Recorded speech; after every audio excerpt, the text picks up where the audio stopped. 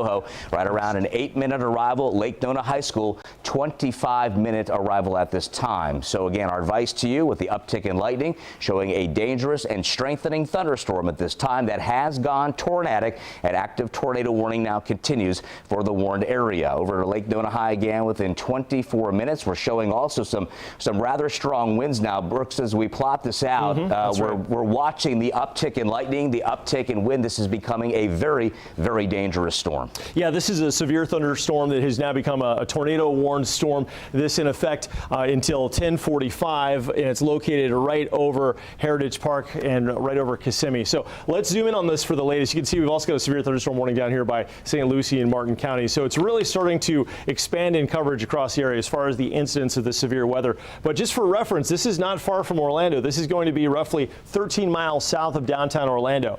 But the direction that this is going will be taking it away from downtown Orlando. This is going to be going toward the northeast, and at its trajectory at 20 miles per hour, it's actually moving a little bit faster than the earlier thunderstorms that were affecting Lake County earlier in the Claremont area, as well as western Orange County. But yes, indeed, if you take that track and you take it to the northeast at 20 miles per hour, it'll bring it toward Lake Nona High School in about 13 minutes. And so right now it's right over Lake Toho, I should say East Lake Toho, and it's in an area right now that is also facing a pretty significant uptick in the hail production. You see these black colorations right here. That indicates certainly we're looking at least nickel size, maybe quarter size hail, maybe up to ping pong ball size hail. Oftentimes you'll see this associated with these most severe thunderstorms, these most tornadic thunderstorms, and this is just another feather in the cap of what has become a very busy evening. And unfortunately, this one is affecting a lot of folks here in these neighborhoods. So I'm going to stop the animation. We're going to take a slightly wider view in relation to the area as a whole. We've got a couple of thunderstorms around Deltona. We've got a line of severe storms coming in from the west. These are going to be producing widespread wind damage. And we've got our tornado warning until 10:45 for an area just 12 miles south of downtown Orlando. This is soon going to affect neighborhoods on the northeast side of East Lake Toho, especially on the north side. Remember, Jamie, we've got the turnpike right here. We've got 417, so as you're coming down toward Lake Nona and around toward the airport. Exactly. And with that said, Brooks, drawing very close now to the beach line there, 528. So again, if you're in that area, Brooks, go ahead, take me down to the eastern flank here of the storm here. I want to get a track on this as it comes across 417. So there's Lake Nona High as we show you right now. You can see there, and then we've got Boggy Creek Road. So again, we start to tinker with the notion that we've got a little bit of a heavier population base there, and we just want to keep you safe. That's all, folks. It's our job to inform you, to ride this out, to guide you through this moment of time of very strong storm potential. Again, with this tornado warned storm now over near East Lake Toho, about right now, in fact, moving out along the lake there and over to Lake Nona High in about 19 minutes. There's 417. Happy Lane right here, so Boggy Creek Road down to the south, and Buenaventura Lakes, Flamingo to the north, and there's OIA. So Brooks, I just removed that so you could see it. Yeah, exactly. And again, we're starting to see some of the larger population bases within that area now seeing the effects of this storm. If anything, again, you've got the tornado warned storm now, but if anything, it's extremely heavy rainfall. You can see here the color coding as Fox 35 Storm Tracker radar, really the most powerful weather radar in all of the land. We take it in what we call hyper local. We take you down the street level. We could track the heavy rain, a tornadic signature, literally down to your street corner. It's that precise. It's that accurate. It's that modernized now. So again, you remember we got our radar upgrade not too long ago, and of course using that now, and it is really doing a fantastic job this evening as we show you our rain, hail, and wind assessment here. Kind of a three-pronged attack here in the Storm Center. We can analyze all the different features through the atmosphere. This is our rotation product, and right now our debris detector looking for the potential for lofted debris that's maybe been stirred up down at the surface and then forced on up. The radar beam can capture that. Sometimes it's leaves, branches, trees, birds can be picked up in this. So what we're monitoring now, and that's a pretty strong signature right there, right on top of Boggy Creek Road, Brooks. Yeah, that's definitely a red flag, Jamie. One of the hallmarks with these systems, one of the takeaway red flags is when you start seeing the dark blue pixels, that lets you know that indeed you're looking at a potential of not just hail falling, but actually lofted debris. Let's put links to view up here and give you an idea of what we're looking at with that specifically. So we're going to bring up our radar source and look at the debris field, and we're seeing it right at Boggy Creek Road, County Road 530. And so that is going to be the spot to really focus in as far as if there's debris, if there's rotation, if there's a tornado actually, touching the ground. It's not just a funnel cloud. That's a confirmation. There's a radar indicated tornado, and then there's the radar confirmed tornado. And when you start seeing the debris signatures, that means that indeed this thing's probably touching down, picking up stuff. Who knows what it is? Maybe leaves, sticks. Hopefully it's just that, or unfortunately pieces of roofs or fences or what have you. But that's certainly a thing to track there. And Jamie, looking at the latest rotation from this cell, it's looking promising, unfortunately, as far as its rotation capability. But I'm crossing fingers here that in the last few scans we're gonna witness this falling apart as these have seemed to be doing. But I mean, it's still looking at that debris signature, something to be contended with. Right, and we've been watching these, Brooks, from south to north, and they kind of crank to the north and east, and we call these discrete cells. And we mentioned this a few times this Tuesday evening in advance of the main push. Brooks, give me a wide shot of radar reflectivity. I just want to show folks. Again, you can actually see on the debris detector here how heavy it is raining in a lot of areas by the different color coding. But we've got the tornado-warned storm, but north of that now, areas around Altamont, Orlando, Deltona into Volusia County. You've got some heavy rainers up there, maybe some hail potential, but we continue with this tornado warm storm here down near OIA now. You can see how broad this radar reflectivity is and how many people, how much of the population being affected just within the polygon here. This yellow represents the severe thunderstorm warning, the tornado warning now indicated by the flashing red box. So a Lake Nona High arrival 15 minutes. I mean, we're tracking this down to the dime here for you as it rides up at over 417 and the beach line right here. So right in this corridor looks to bear the brunt of that circulation. Looks like it's trying to get its act organized right there. There's East Lake Toho there. So that northwestern cove, pretty good bass fishing up in there. You know it well if you fish that lake. You can see here that thing's getting wrapped up here. We've X'd that area off. We've got that inflow notching. Sometimes this will take the appearance like someone took a slice of pie out of the storm, and that's usually a good indication of that inflow and that twist and that turn, and that signature has become a little more apparent, Brooks, as we've gone on through the last 15 minutes or so. We were keeping a close eye and saying, hey, maybe Weather Service issues that warning, and 10 minutes later, there we are. There it is. Yeah. And this is a good opportunity to say, we haven't said it yet, and in this kind of situation, you got to really take this advice. When we're starting to see debris, when we're starting to see a very well-defined tornado vortex signature complete with almost a kidney bean shape to it as it moves northeast at 20 miles per hour, now is the time to seek shelter. You've got to get to an interior room of your house away from windows. The goal here is to avoid flying debris. If some limbs come falling down out of the oak in the backyard, if goodness forbid a pine tree falls down, if there's anything lofted that gets tossed your way, if you're near a window, that can cause a lot of damage. So you want to be away from windows, interior most room. That's also the most structurally sound room if also, goodness forbid, a tornado is to hit your house. So this is the time right now to seek shelter. The tornado is indicated by radar as being right on the northwest shore of East Lake Toho. That's going to be exactly 5.4 miles away from Kissimmee, and this is going to be south of the turnpike at about 2.5 miles. That said, if we can pull up some turnpike cameras here on the southeast part of the 417, we might be able to catch some impacts here just south of OIA on the turnpike. That would be the spot if we can find some cameras there. That's where some very heavy rain, some hail is falling, and that's also where this rotation is headed. We're going to draw that cone 20 miles per hour toward the northeast. Lake Nona High School in 16 minutes, Lake Nona in 18 minutes. If you ever drive the 417, maybe heading down out of Oviedo to Disney, you pass through Lake Nona every time, and that's exactly where this tornado indicated by radar is heading. So this is about as defined as it gets for Central Florida tornadoes being radar indicated.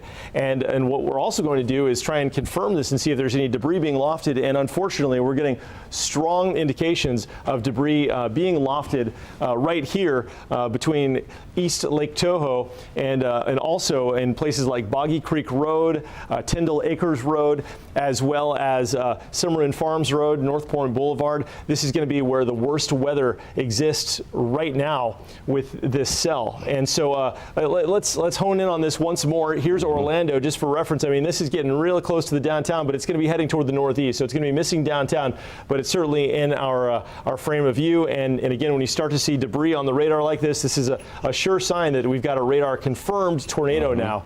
So Jamie, this warning going until 10:45, about 10 more minutes left in this tornado warning. Okay, and you mentioned Boggy Creek Road, Brooks, 5:30 on up to Lake Nona High. So this is essentially the hot zone right now.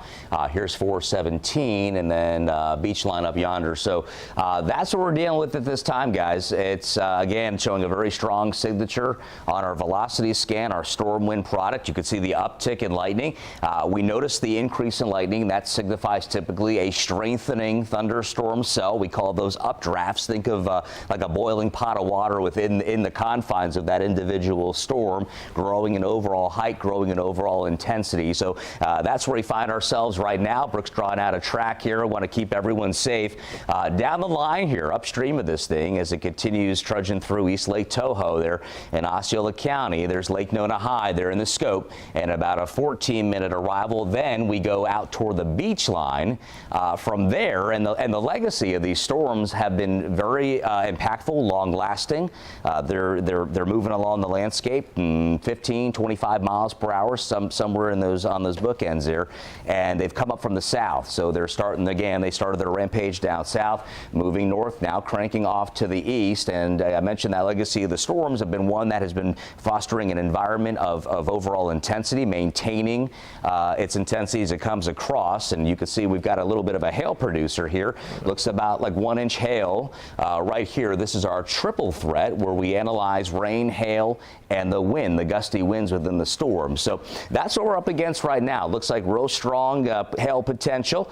You can see here the weather radar is hot. It's lit, as we say, from Kissimmee through 192. There's the Florida Turnpike with all movement to the northeast at around the 20-mile-per-hour mark. Boggy Creek Road over to the Great Oaks Boulevard there. That's that northwestern cove there on East Lake Toho over to Hilliard Isle Road. So we've circled that here for you.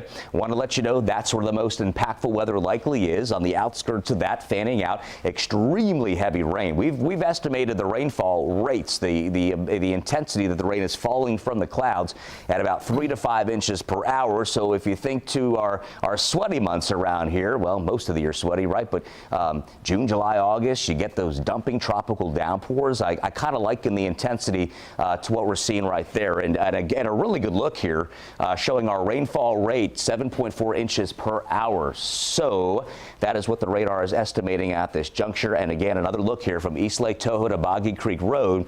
We're sampling now the potential for some lofted debris, again, as that circulation rolls over, lifting up debris from the surface of the earth. Could be trees, leaves. Sometimes birds get tangled in the radar beam on occasion. So it's that specific. It's that honed in and very concentrated, and a very valuable tool, for that matter, to us here in the Storm Center as we analyze the tornadic threat here at 10:38 on this Tuesday evening. Another look at the hail probability showing rather high stakes now around Happy Lane Road, Bicky Road, and Seth Road. You can see through Boggy Creek, that little corridor there. And here is the 417 Lake Nona Boulevard there. And here's the high school up toward Lake Hart. So that is the most impacted area, Brooks, at this time. And again, as we hone in and show you the lightning tracker on this thing, we see strike after strike, which usually is indicative of a strengthening storm, maintaining its strength through its journey here, moving north and east now, getting ready to cross over the beach line in pretty quick fashion. You can see some of the heavier rain returns now on Fox 35 Storm Tracker radar flaring out across the beach line, Brooks, and that's our concern now, is the heavy rain and obviously a tornado warned storm at this time. Things are very active and the atmosphere is ablaze right now. Yeah, let's take a look outside right now. We've got the camera from the 417, and this is at a mile marker that's directly impacted by this squall. It's heading just to the south of this, so we're going to see, this is at mile marker 19.5 south. So you see there's very light traffic right now. Looks like one of the lights went out there, but that might just be from the faulty street light. A couple cars going by, but certainly some traffic moving there. We're going to keep an eye on this camera to see if it changes. But the bottom line is that part of 417, the elbow on the southeast side of Orlando, currently is experiencing some extremely heavy rain and likely at least some pea-size hail. And so this tornado warning continues for another 5 minutes officially, but it may be extended because this storm is showing no signs of letting up. Very often, in fact, we see these tornado warnings extended. And in this case, if you draw a line from where this current tornado, as indicated by radar, and I'd venture to say confirmed by radar as judged by the debris being detected by the radar beam, if you draw a line, remember it's going northeast at 20 miles an hour, it takes it right up through over the beach line and points north and eastward. We're looking at potentially eastern Seminole County and into northwestern Volusia County, and that would be inside of the next hour.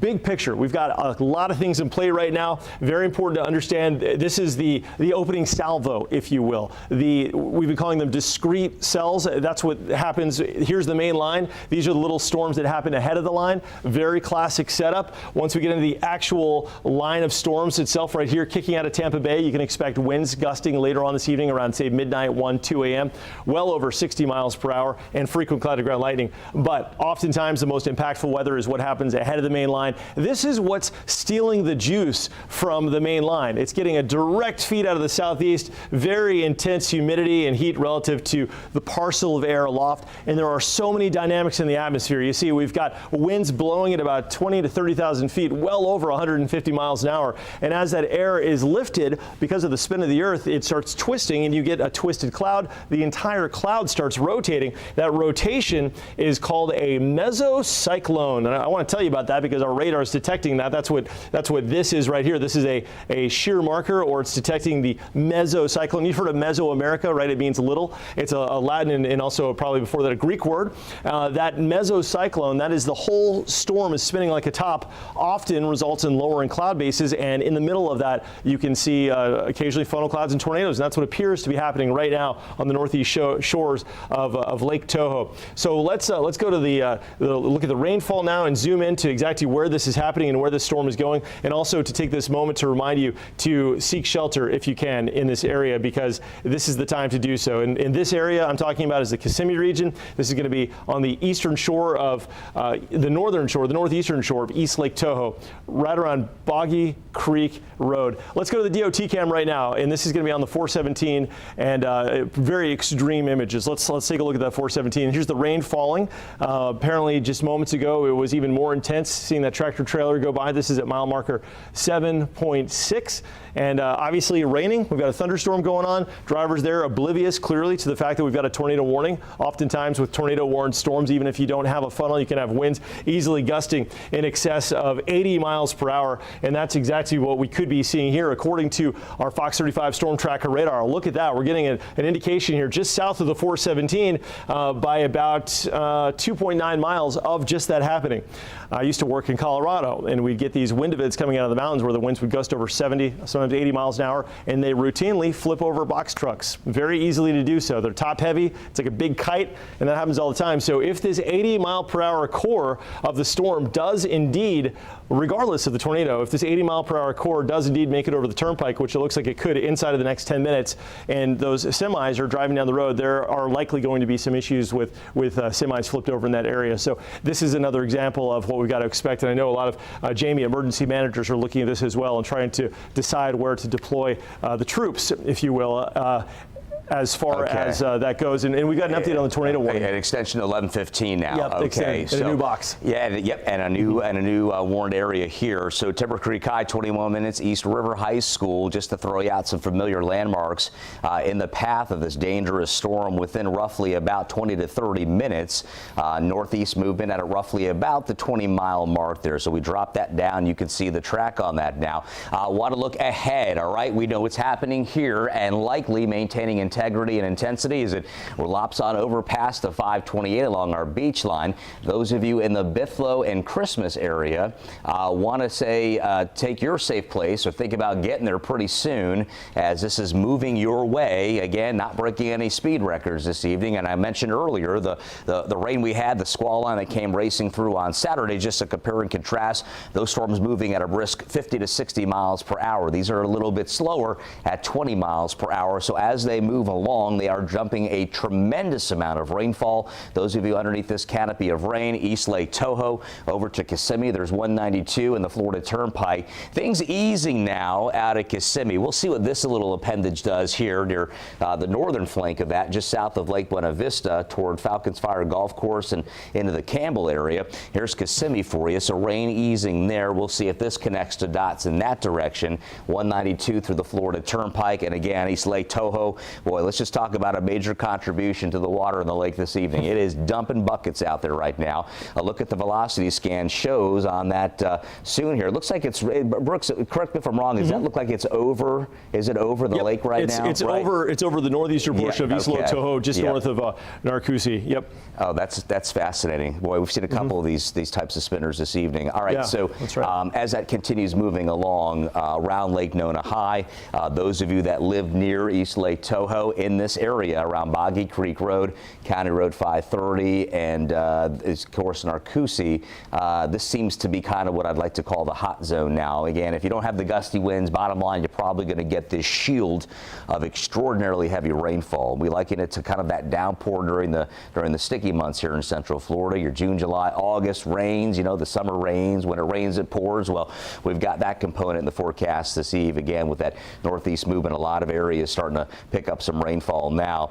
Some of the less populated areas to the east of East Lake Tahoe, we've not forgotten about you. Want to let you know we know you're out there. Want you to stay with us as we guide you and ride with you through this tornadic thunder cell. Now, again, a tornado warning for Osceola County expanded now to 11:15. Local time now 10:46. So again, roughly about 30 more minutes as it marches steadily toward the 528 right along the beach line there around Brevard County. A couple cells firing there. Doesn't look like any rotation with those, but certainly some very heavy rain. Those of you out in Lake Buena Vista right now, your rain is easing on up and back out toward the Claremont area. Things starting to get a little quieter overall. Let's take you on out toward that region and show you what's happening now as we take a look here. Want to broaden the view here on Fox 35 Storm Tracker radar. Take a look at the viewing area. Of course, we got that warned storm right there, but you can't let our guard down all the way from Ocala to Bellevue down to the villages, eventually Leesburg and the Bushnell.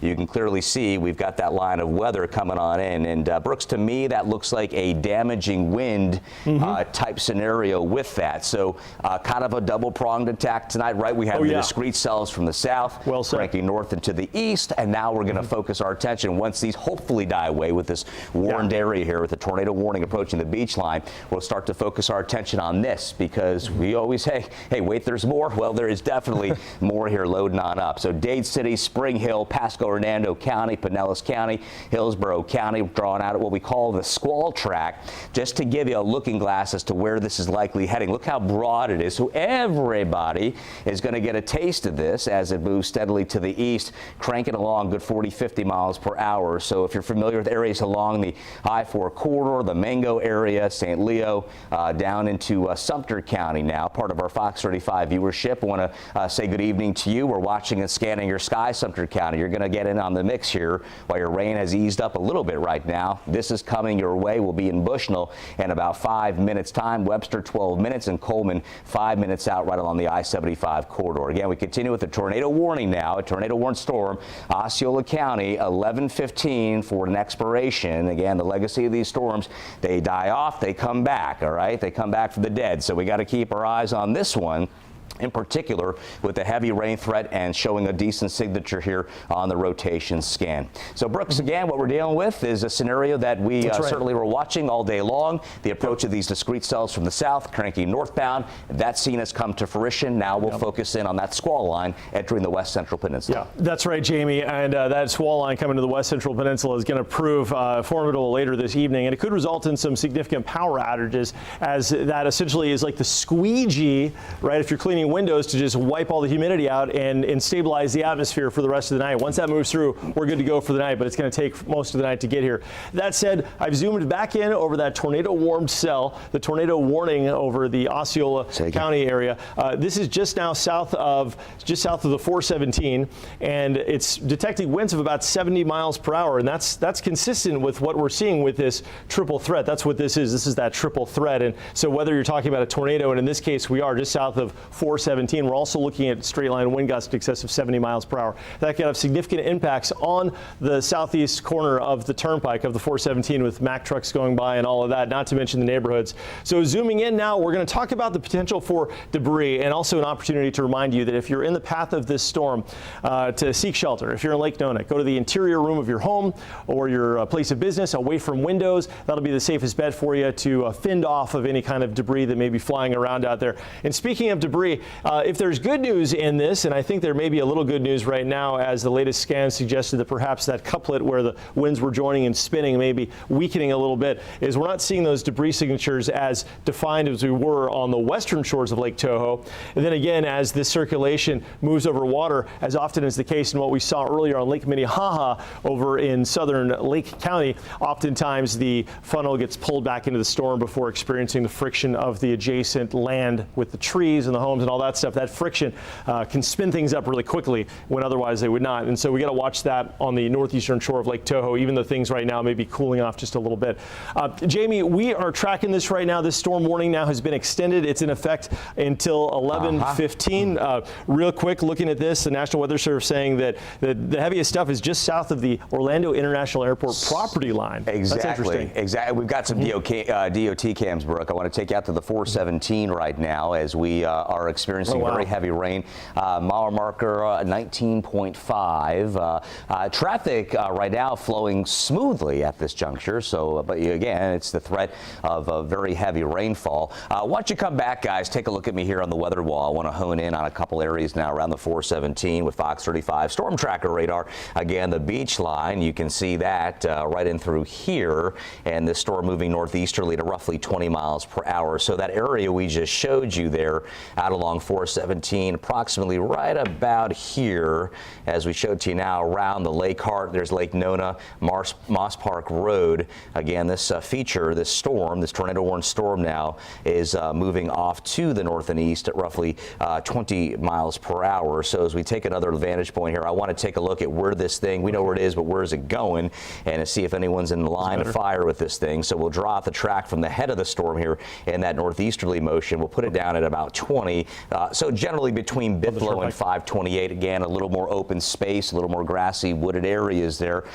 We know there's people out there, Brooks. You know, we've got a radar site down in the Bithlo, the Christmas area. The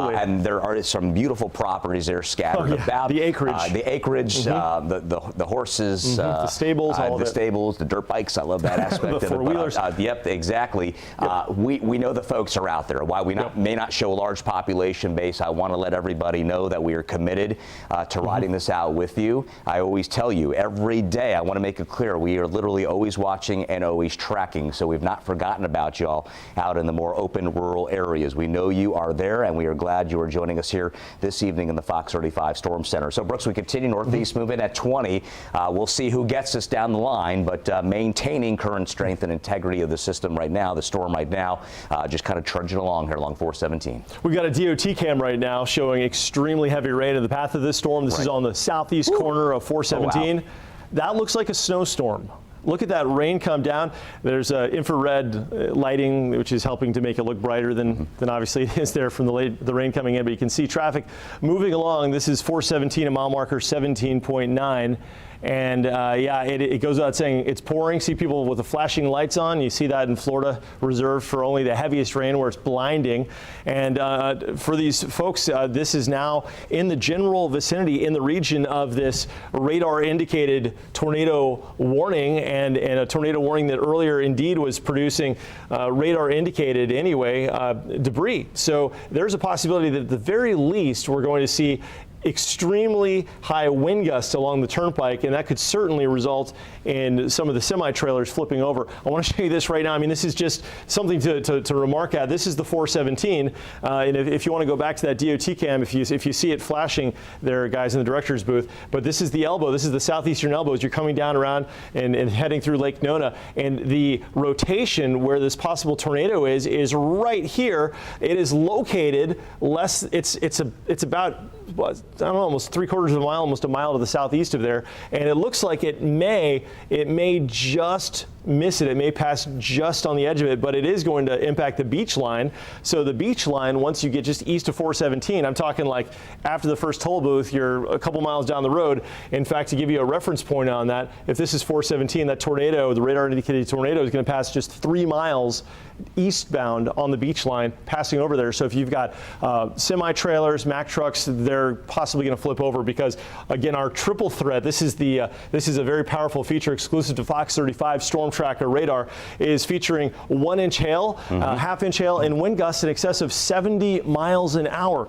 Jamie, what are you seeing right now on your end? Well, I've got the velocity scan on, Brooks, and I just want to reiterate where we're seeing that circulation. I plotted out some of the winds here getting in on the mix. So certainly if we don't have a modified tornado on the ground, certainly we've got the gusty wind potential here accompanying this storm naturally, right? So we've seen the uptick in lightning. That's indicative of a strengthening storm. Showing you now the couplet, our gate-to-gate wind shear here, the greens and the reds indicating our weather radar picking up the winds moving toward and away from the radar site. Now we've got a shear marker on here now as well, this yellow can looking thing, and that gives us a good indication as we bring it in literally down to the ground level here as to where this thing is. And I'm going to take this shot a little bit tighter, Brooks. Give me some roadways here underneath that apparent circulation here. So there's Lake Nona High School, there's Lake Hart, and you can see here we got Mars Park Road. So this is lifting up and over that general area now, northeast movement, and that range of roughly about 20 miles per hour. It's not moving as fast. I continue to remind you how quickly the storms are moving on Saturday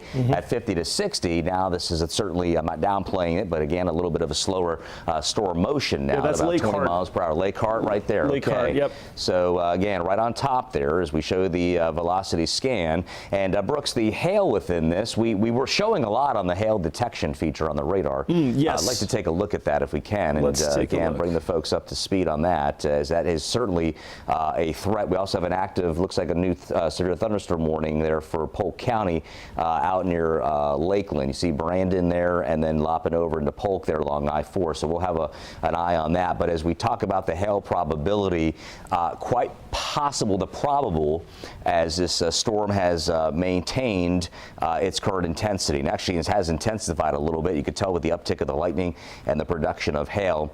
Brooks, give me a little bit of a wider view here. Take a look here. We know that is motion now to the 528 into the beach line, but you can see what's waiting in the wings back there. So we like to give you a look at what's ahead of this storm. I like to tell you who's in the clear. Those of you in Kissimmee, you're looking A-OK. Lake Buena Vista, you're fine now as things are wrapping on up. But as we focus in now, this new severe thunderstorm warning for Polk County until 11:30. In the history of these severe storms, a handful of them have gone tornadic. So that is one aspect we're tracking right now. That whole broad sweeping line will be moving into, and much of the viewing area is going to get at least something, a little taste of something with that squall line as it moves on. And we're thinking, Brooks, probably a damaging wind threat, as that was certainly outlined earlier today from Storm Prediction Center. And you can see all the elements fusing together. Here's another look here at the severe storm here, this tornado warned storm working in just to the that polygon just south of the property there at OIA. And getting ready to head on over past the beach line here, 528. So Christmas, Bithlo, out toward Alafaya, this area now, the rain chances, the rain potential, the intensity of the rain, that is going to sharply rise now as this whole veil is moving in your direction there. Looking up to the top, I've not forgotten about you guys up in Longwood and Altamont, Winter Park, and Orlando down the Conway and in the Oak Ridge. Light to moderate rain, a few areas of heavier rainfall now. And as we show you the motion of this, you can see East Lake Tahoe, you're finally in the clear. Yeah, it's still lightly raining there, but this big shield of heavy toad strangling rain, as I like to call it, that's moving on out. So you can see there that heavy rain, the lightning, everything kind of coming together here, Brooks, for this big impact with this storm moving on into those areas. But it's intriguing to me, Brooks, is that we've watched these maintain strength and go county to county, kind of county hopping, if you will, jumping through the communities. And now, if this holds together, riding up and through eastern portions of Orange County, from there, possibly north and east. So as we go through the next 20, 25 minutes, hopefully we see this diminish. We do have this tornado warning storm with the expiration there, I believe, at 11:15. So we'll continue to watch that and certainly bring you the latest weather messaging here from the Fox 35 Storm Center. But again, active tornado warning right now until 11:15 for Orange and Osceola County. Brooks? Yeah, Jamie, right now we're looking at the big picture here of this tornado warning, which remains in effect till 11:15, and looking at the rotation within the storm. And it's cycling, and that's typical with these tornadic thunderstorms, where at times it could conceivably drop a tornado, and at other times a tornado recesses back into the base of the cloud. But we're certainly seeing an indication of some pretty persistent rotation. And just for reference, I mean, this is right next to the 417. In fact, some pretty significant impacts being felt along this stretch of roadway. This is the rainfall. This is the reflectivity. So this is like looking at just the normal radar. Look at this around Weahootie Road. It is really coming down right here. This is going to be located just east of the turnpike, just east of 417, I should say, and about 1.5 miles south of the beach line. And so our radar indicated tornado is going to be right here on the west shore there of Lake Hart, moving northeast at 20 miles an hour. And in doing so, you got to watch out here. I'm going to run out of room for that explanation, but I mean, this is going to affect these little neighborhoods here. So let me zoom in and give you some road names. And if you see a road name here on this map, what I'm about to show you, you got to seek shelter immediately. Go to the interior most room of your home, away from windows. If you're in a mobile home, try and think of a place that might be safer. If you have like a laundry room, those are usually cinder block reinforced with rebar. That's a safe place to go. And when I go camping and there's severe storms, which I'm like a magnet for, whenever I go camping, run, because they always seem to hit where I'm camping. But you always gotta run into those shelters, because that's the best bet. But as I mentioned, let's zoom in and see some of these neighborhoods directly in the path of this radar indicated tornado. This is going to be right around Weahootie Road. This is Deer Path Way, Mossy Oak Drive. And so this is you're getting extremely heavy rain right now, but unfortunately you may see more than that inside of the next 10 minutes as this tornado, as indicated by radar, continues to move east-northeast at now 15 miles per hour. And this is affecting a lot of folks, because you got to remember, even if it's not the most densely populated area, we got people on the ground there. You're watching, you know what I'm talking about, you're vouching. And also folks on the freeway, on the 528, the Beach Line Expressway right now, are getting pummeled with that heavy rain. And you are just, let me show you this. Unfortunately, this is less than 5 miles now from striking. This is actually just about 5.7 miles from moving right over the beach line. So if we have any DOT cams from that location, Jamie, this continues to show a pretty defined circulation with a lot of impacts. It does, and I want to focus in here our exclusive modeling within our Lynx weather radar system, Fox 35 Storm Tracker radar. We call this future radar, right? We know what's happening now, but we want to alert you to the fact that cell that Brooks just did a great job tracking in this tornado warned cell here looks like it's rotting up. Here's Lake Harney, St. Johns River here, and you can see how that whole mass comes up and toward the I-95 corridor as you get into inland portions of Brevard County. Also, out to our west, we continue with that squall line drawing closer. Look at Dade City to Zephyr Hills. So you can see, and I said earlier that just about all locations in the viewing area are Fox 51 viewers. Not forgotten about you either up there in WOGX country. We know you're there. We love you guys. Want to keep you safe as well. You can see up near Ocala, north of that through Citra and Gainesville, some light to moderate rain. But as you work steadily southbound, this has been the environment, and it has been energized to the max, my friends. And that is why these storms are gobbling up all that energy, flex of their might. And we've got a couple tornado warnings to tell you about. Again, this evening it's been very, very active. This cell right now, as we watch it come across here along 417, the one I just showed you on the future radar, will be moving across 528 and making a move a little bit closer out toward Brevard County, eastern Orange Orange County. So those of you in Mims, Titusville, Indian River, along the Indian and Banana Rivers in Brevard County, this would likely maybe hold together. Right now, we're not seeing indications of any weakening with this particular cell. I'd like to see the tornado warning finally end, but that will go again until about 11:15 here for you. You got the heavy shield of rain. I want to take you down, take a look at some of the street level tracking here. Brooks, will you take me down here, 417? Oh, yeah, I like that southeastern elbow here that we were describing earlier, 417 to 528. Yeah, right up in there. And you can see that heavy rain continues now. Boy, this is just really long lasting. Again, the storm's moving a lot slower than our recent round of storms, so that just makes for more of a focal point of the heavy rain. I mean, it's generally just a cloud dump right now in a lot of these areas, from Lake Nona to County Road 15 over to Dowden Road. And you can see that we're watching this area right here around Mars Park Road. Rain eases a little bit there, but you can see a bit of notching. So that's our concern there, with showing that potential rotation being picked up by Fox 35 storm tracker radar. So those of you in Christmas now, Buffalo out to Alafaya, that your rain potential is now rising rapidly. You probably hear it on the rooftop. Stay steady in your home. Don't go outside. But the gusty winds and that heavy rain, a lot of cloud to ground lightning as well. But Brooks, this is of concern because this is maintaining its current intensity, and down the line we've got eastern Orange County, then on over into Brevard. Brevard's been very quiet this far. There hasn't been a whole lot going on over there. Oh, but it will after midnight. Yeah, here's the latest. So the National Weather Service has now whittled away the warning on this tornado warning to exclude Osceola County. So if you're watching from Osceola County, you're now safe. You're clear from this tornado. This now is for Orange County only until 11:15, and it may be extended based on the latest trends. That's just 10 minutes from now. But I mean, when you see a hook echo like this, you've heard the term hook echo. That is a tornado in the making, if not a tornado in progress. And just to remind you again, we've been saying it intermittently, but it's worthy of reminder. It's nighttime. You're not going to see this unless it's illuminated by lightning. That's going to be a very rare thing. It's best to seek shelter inside, interior room of your house. Say it with me, away from windows.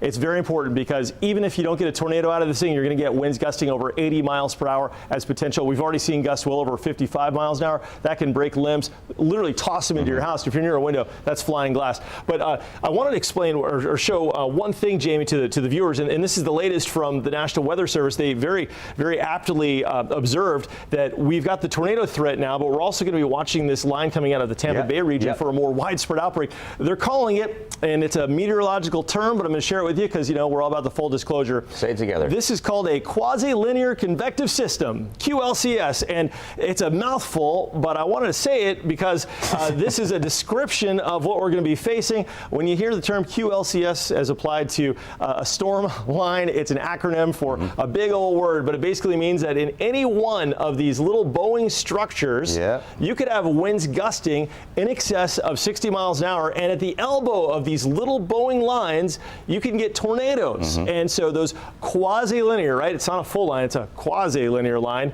Convective system, right? It's a convective. This became a science lesson. Spare me. I'll spare you. Sorry about that. But anyway, we're going to be tracking this. That's going to be an emerging severe threat later on tonight. All eyes continue, Jamie, on this tornado warning. Unfortunately for areas now of southeastern Orange County, this moving northeast at 15. It's going to impact the beach line inside of 10 minutes. So we've got to watch that carefully. We do. And Brooks, I've noticed the northern edge of this line now seeing a big uptick south of Ocala and the lightning there. North Sumter South portions of Marion County. So Brooks, take me down there. I want to update the good people out at the villages. I know a lot of you out there, all your golf courses, great fishing. And of course, a big population. So we'll take you on down there. We're going to draw in. There we are. All righty. So here we are. We got a look here at Bushnell, Lake Panisovsky, I-75 up in the Coleman. Wow, that is some super heavy rainfall. You see that northeasterly movement, uptick in lightning. And as Brooks mentioned, that line moving aboard here, there is the opportunity to definitely to generate some very impactful wind gusts, about 50, 60 miles per hour, but also within that line, on the very front of that, we can get those brief, usually brief, relatively isolated tornadoes. Florida's more famous for those than the big long track tornadoes that you see out in the plains and Oklahoma and Texas and whatnot. So that's our threat with this line as it moves in. That's an active severe thunderstorm warning now down in the Lakeland area. So just picture this. I mean, what is west is now moving east. So the entire population here in Central Florida getting a taste of this here as it comes across, drawing out the track. We're confident forward motion at 45 miles per hour. That puts it in the Fruitland Park area now. Winston to Lake Harris to Lake Yale, about 12 minutes. Mascot, 14 minutes. And Lake Eustis over to the Lakeland area, again, in about 15 minutes time. You can see that we've got a bit of a tilt to the north and east and kind of tapers back south and west. So a lot of population, a lot of landscape, a lot of real estate covered with this now. And then we go back to our tornado warning here, right here as you look south of University Park. That is where we're starting to see the heavy uptick in rain. We've got it on our rooftop, maybe here through our microphones here in our Seminole County studios in Lake Mary here at Fox 35. So rain has increased in Lake Mary for sure now. And the lightning count, Brooks, did the lightning count drop a little bit in that? It looks like it may have on the last scan. Correct me if I'm wrong, just something I just noticed as we show you again a pretty intense storm here. We've got one strike on that storm. Okay. That's very interesting, and you know, that's a good point. A lot of research has been done into that. When tornadoes are present, they can often produce a lot of lightning or at the same time take it away. Correct. That can really impact the polarity of the storm. Correct. That's correct. A good eye. So again, we don't want to let our guard down. No. Bottom line, could go either way. It's a kidney shape. It's got some spin. We say literally looks like a kidney bean. Right. Sometimes you get that rotation. It's wanting to flip over on itself. Here, get that rotation going. So that's been the structure, the shape, the way these things look as they've been moving across. As we've got the wind shear and the different levels of the atmosphere, the wind is rather chaotic. You go up a couple, 2,000-3,000 feet. It's a little bit different from about 10,000 feet up. So with that distinct shifting of the winds at those various levels of the atmosphere, that's when you get that spin, that twist, that turn that allows these tornado signatures to develop. And we're tracking this one here for you at this time, right now live on our Fox 35 Storm Tracker radar. Again, this is a tornado-warned storm here, showing us again that we've got the motion moving in here to the north and east at about 15-20 miles per hour. It's been close to about 20 miles per hour, heading up again now toward the Christmas area. So here's the beach line right here, Brooks, and we continue watching this rotation. You've done a great job encircling that, so we have located a little bit of a couplet there indicating some rotation at least. So while the intensity has been ebbing and flowing, waning a little bit, coming back up, looks like we maintain this area of rotation at this time. Also want to stress the fact that the very heavy rain continues, now overspreading much of the area. I'm going to give you a look here at our reflectivity as we take a look at the radar. Let me just clear the palette. Bear with us here. We're doing a lot of artwork on this here for you this evening as we show you again the overall view of the viewing area here for Fox 35 and for those of you up in Fox 51 country. I want to take a look at that as well from Gainesville over to Williston and Ocala. We've got some moderate rain, but looking at that particular northern edge here, this line closer to the villages, Wildwood, the Fruitland Park to Leesburg down the Hawthorne, your rainfall rates are increasing down to Lake Penasovsky, Bushnell and Webster as well. That's some very heavy rain. Let's take you on down near Bushnell now, out along I-75. We got to look here at West Street, also County Road 542 East over to State Highway 471 to Bevel's Corner. Very heavy rain at this time, and it will continue as that sharp line moves on. And you got some information for us. Yeah, National Weather Service confirming that they will extend the tornado warning. It previously expired at 3 minutes, but it's going to be extended now. And that, if you take its current speed of 15 miles per hour and bring it out in 30 miles from here, it's going to approach the MEMS area. So there will be a new tornado warning issued momentarily to include eastern portions of Orange County and potentially here into northern sections, central sections, I should say, of Brevard County. So that is periodic from now, and I'm checking the latest from the Weather Service. Yep, here we go. Brand new tornado warning now until 11:45, and this is right over Lake Hart as we've been tracking, and it's moving northeast still at 15 miles per hour. So that is now in effect until 11:45. You know, Jamie, what's remarkable about this is that it's not moving very quickly. Exactly. It is dumping a lot of rain, and it's sitting on one spot for a long time. So just speculation here, right? We have a circulation, and it's down near ground level. Yes. As this plows along call it tornado. at a slower speed, we're likely going to have some issues there. I'd like to see opportunities for damage. Yeah. Exactly. I want to take a look here. I'm going to walk on over here, Brooks, and take a look here at our rotation within this, and we are showing what looks to be what is the radar's deeming as weak rotation. So if we were to plot that out for you, again, a look at that, well, I take that back. Let's not show that. But again, bottom line is that we do have that rotation right now. A little bit of a weakened state overall, but there nonetheless. So we've got to account those little for green that. areas right exactly, there. Exactly. So again, right about and through here is where we're seeing that. Getting ready to cross over the beach line now and heading off north and east. So you got Bithlo. You got to look here at the Christmas area. Here's Bithlo here, Chuliota, and on over toward Mims now, and Titusville to the north and east. So that extension there of the tornado warning, Brooks, will take this likely into that portion of Brevard County. Yes. And we could take a look too here, buddy. If you want to give me the, Brooks, go ahead and throw on the modeling there. Give me the next 60 minutes, and we'll take a look at this as we broaden that view here and show exactly where this is going to be heading, as we've had pretty good success this evening with our future modeling here, showing the next 60 minutes of time here as we go on through. And you can see as we broaden the margins here for you, that'll lift up and out through the Bithlo and Christmas areas and then make a beeline toward the west side of I-95 over spreading north Brevard County. So Mims, Titusville, Astronaut High School territory along 95, and then into South Volusia County around Oak Hill, out toward Mosquito Lagoon, out that away, North Brevard, Volusia border.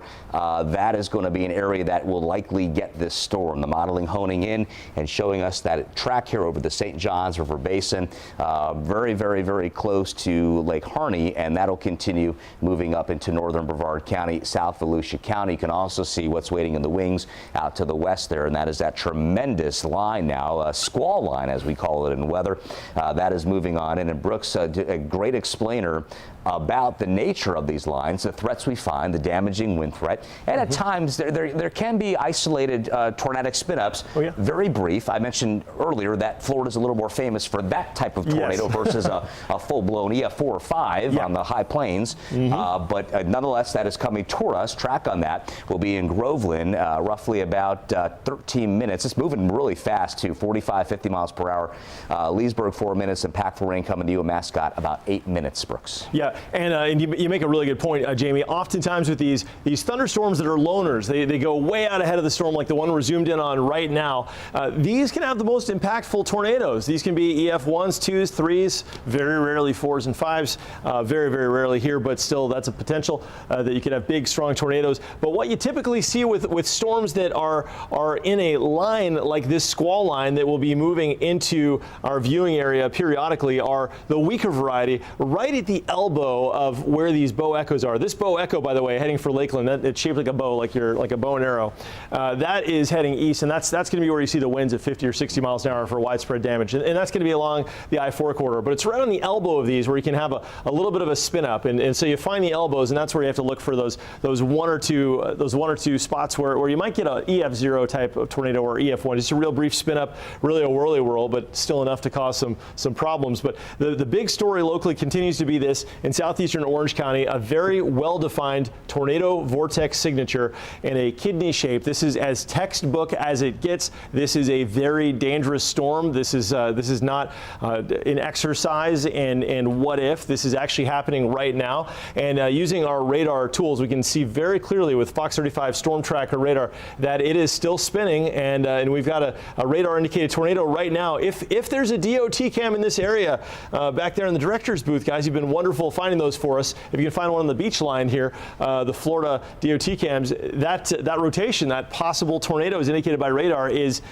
about 5 minutes away from crossing the freeway there, making for extremely dangerous conditions with semis going by, the possibility of flipping those trucks over. I really wouldn't be surprised if we heard about something happening on that level. I mean, look at this hook right here. I mean, this is right right on it. This is right at Aerospace Parkway, Weohudi Road, and right at the Beachline Expressway, and it's going to be working northeastward toward Edgerton Ave, Reynolds Parkway, Seaview Street, Racine Street, Ortega, Caesar Avenue.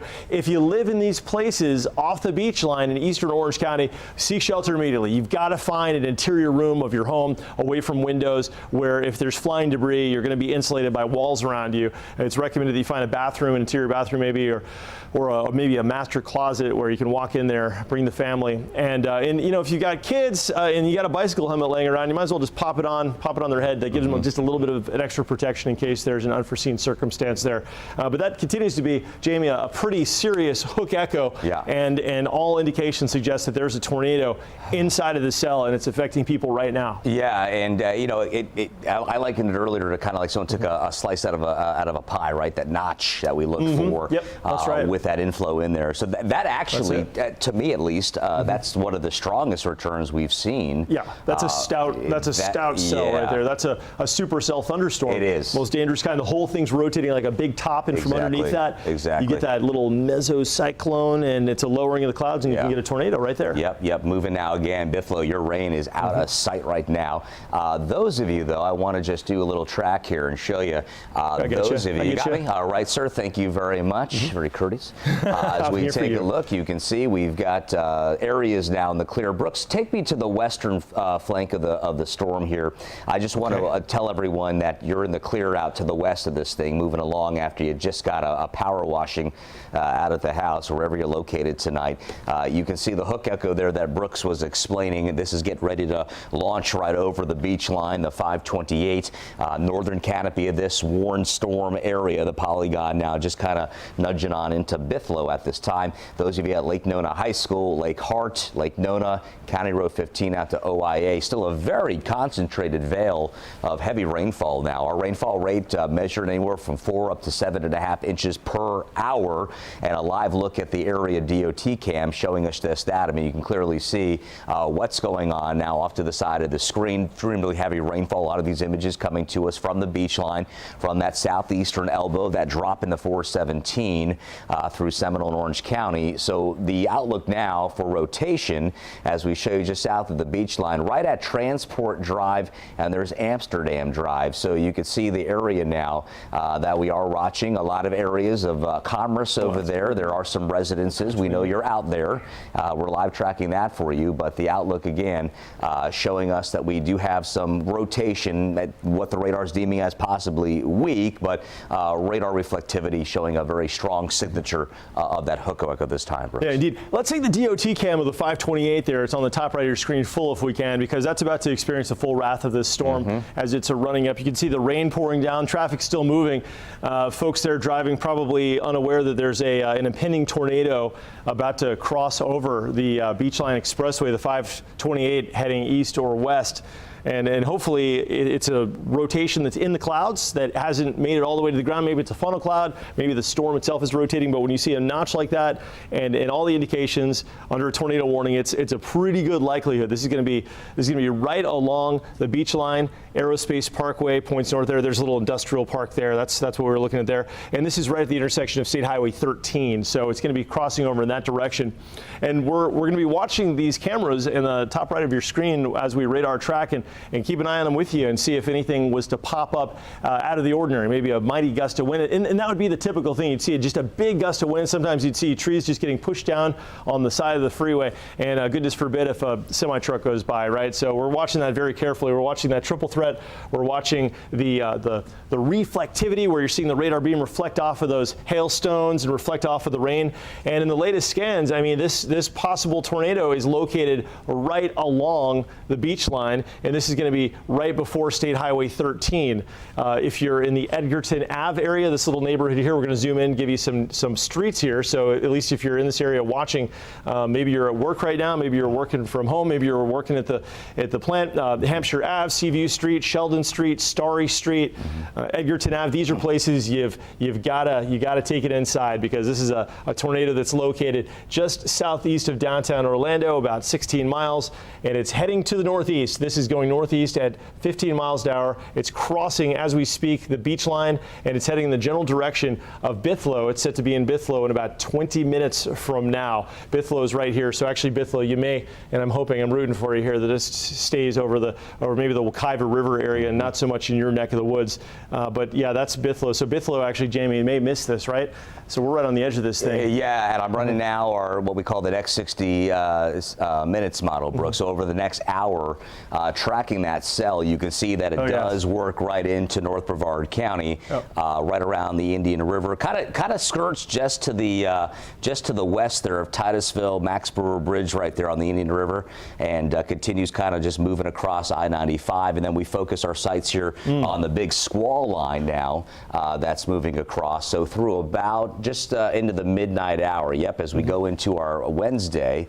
Good morning to you. Yes, it's quite an alarm there as we see this this broad area here moving on in. Going to produce a lot of lightning. That's been the history of this, of course, and trudging along pretty good now, about 45, 50 miles per hour. So as we draw a squall track out, Brooks, let's put one down.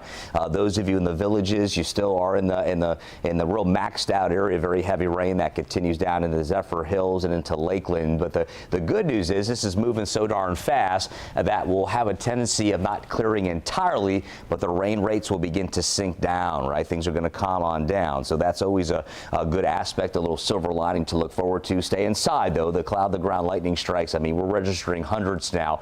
We've got a Lakeland arrival right now, Leesburg, 1 minute. Now, this tracking we found with the last severe event on Saturday that we were literally to the minute or two in a lot of communities. Got some great feedback from the public. So again, those storm tracks taking it down into portions of the Fox 35 viewing area in just a matter of moments if you're not already experiencing that.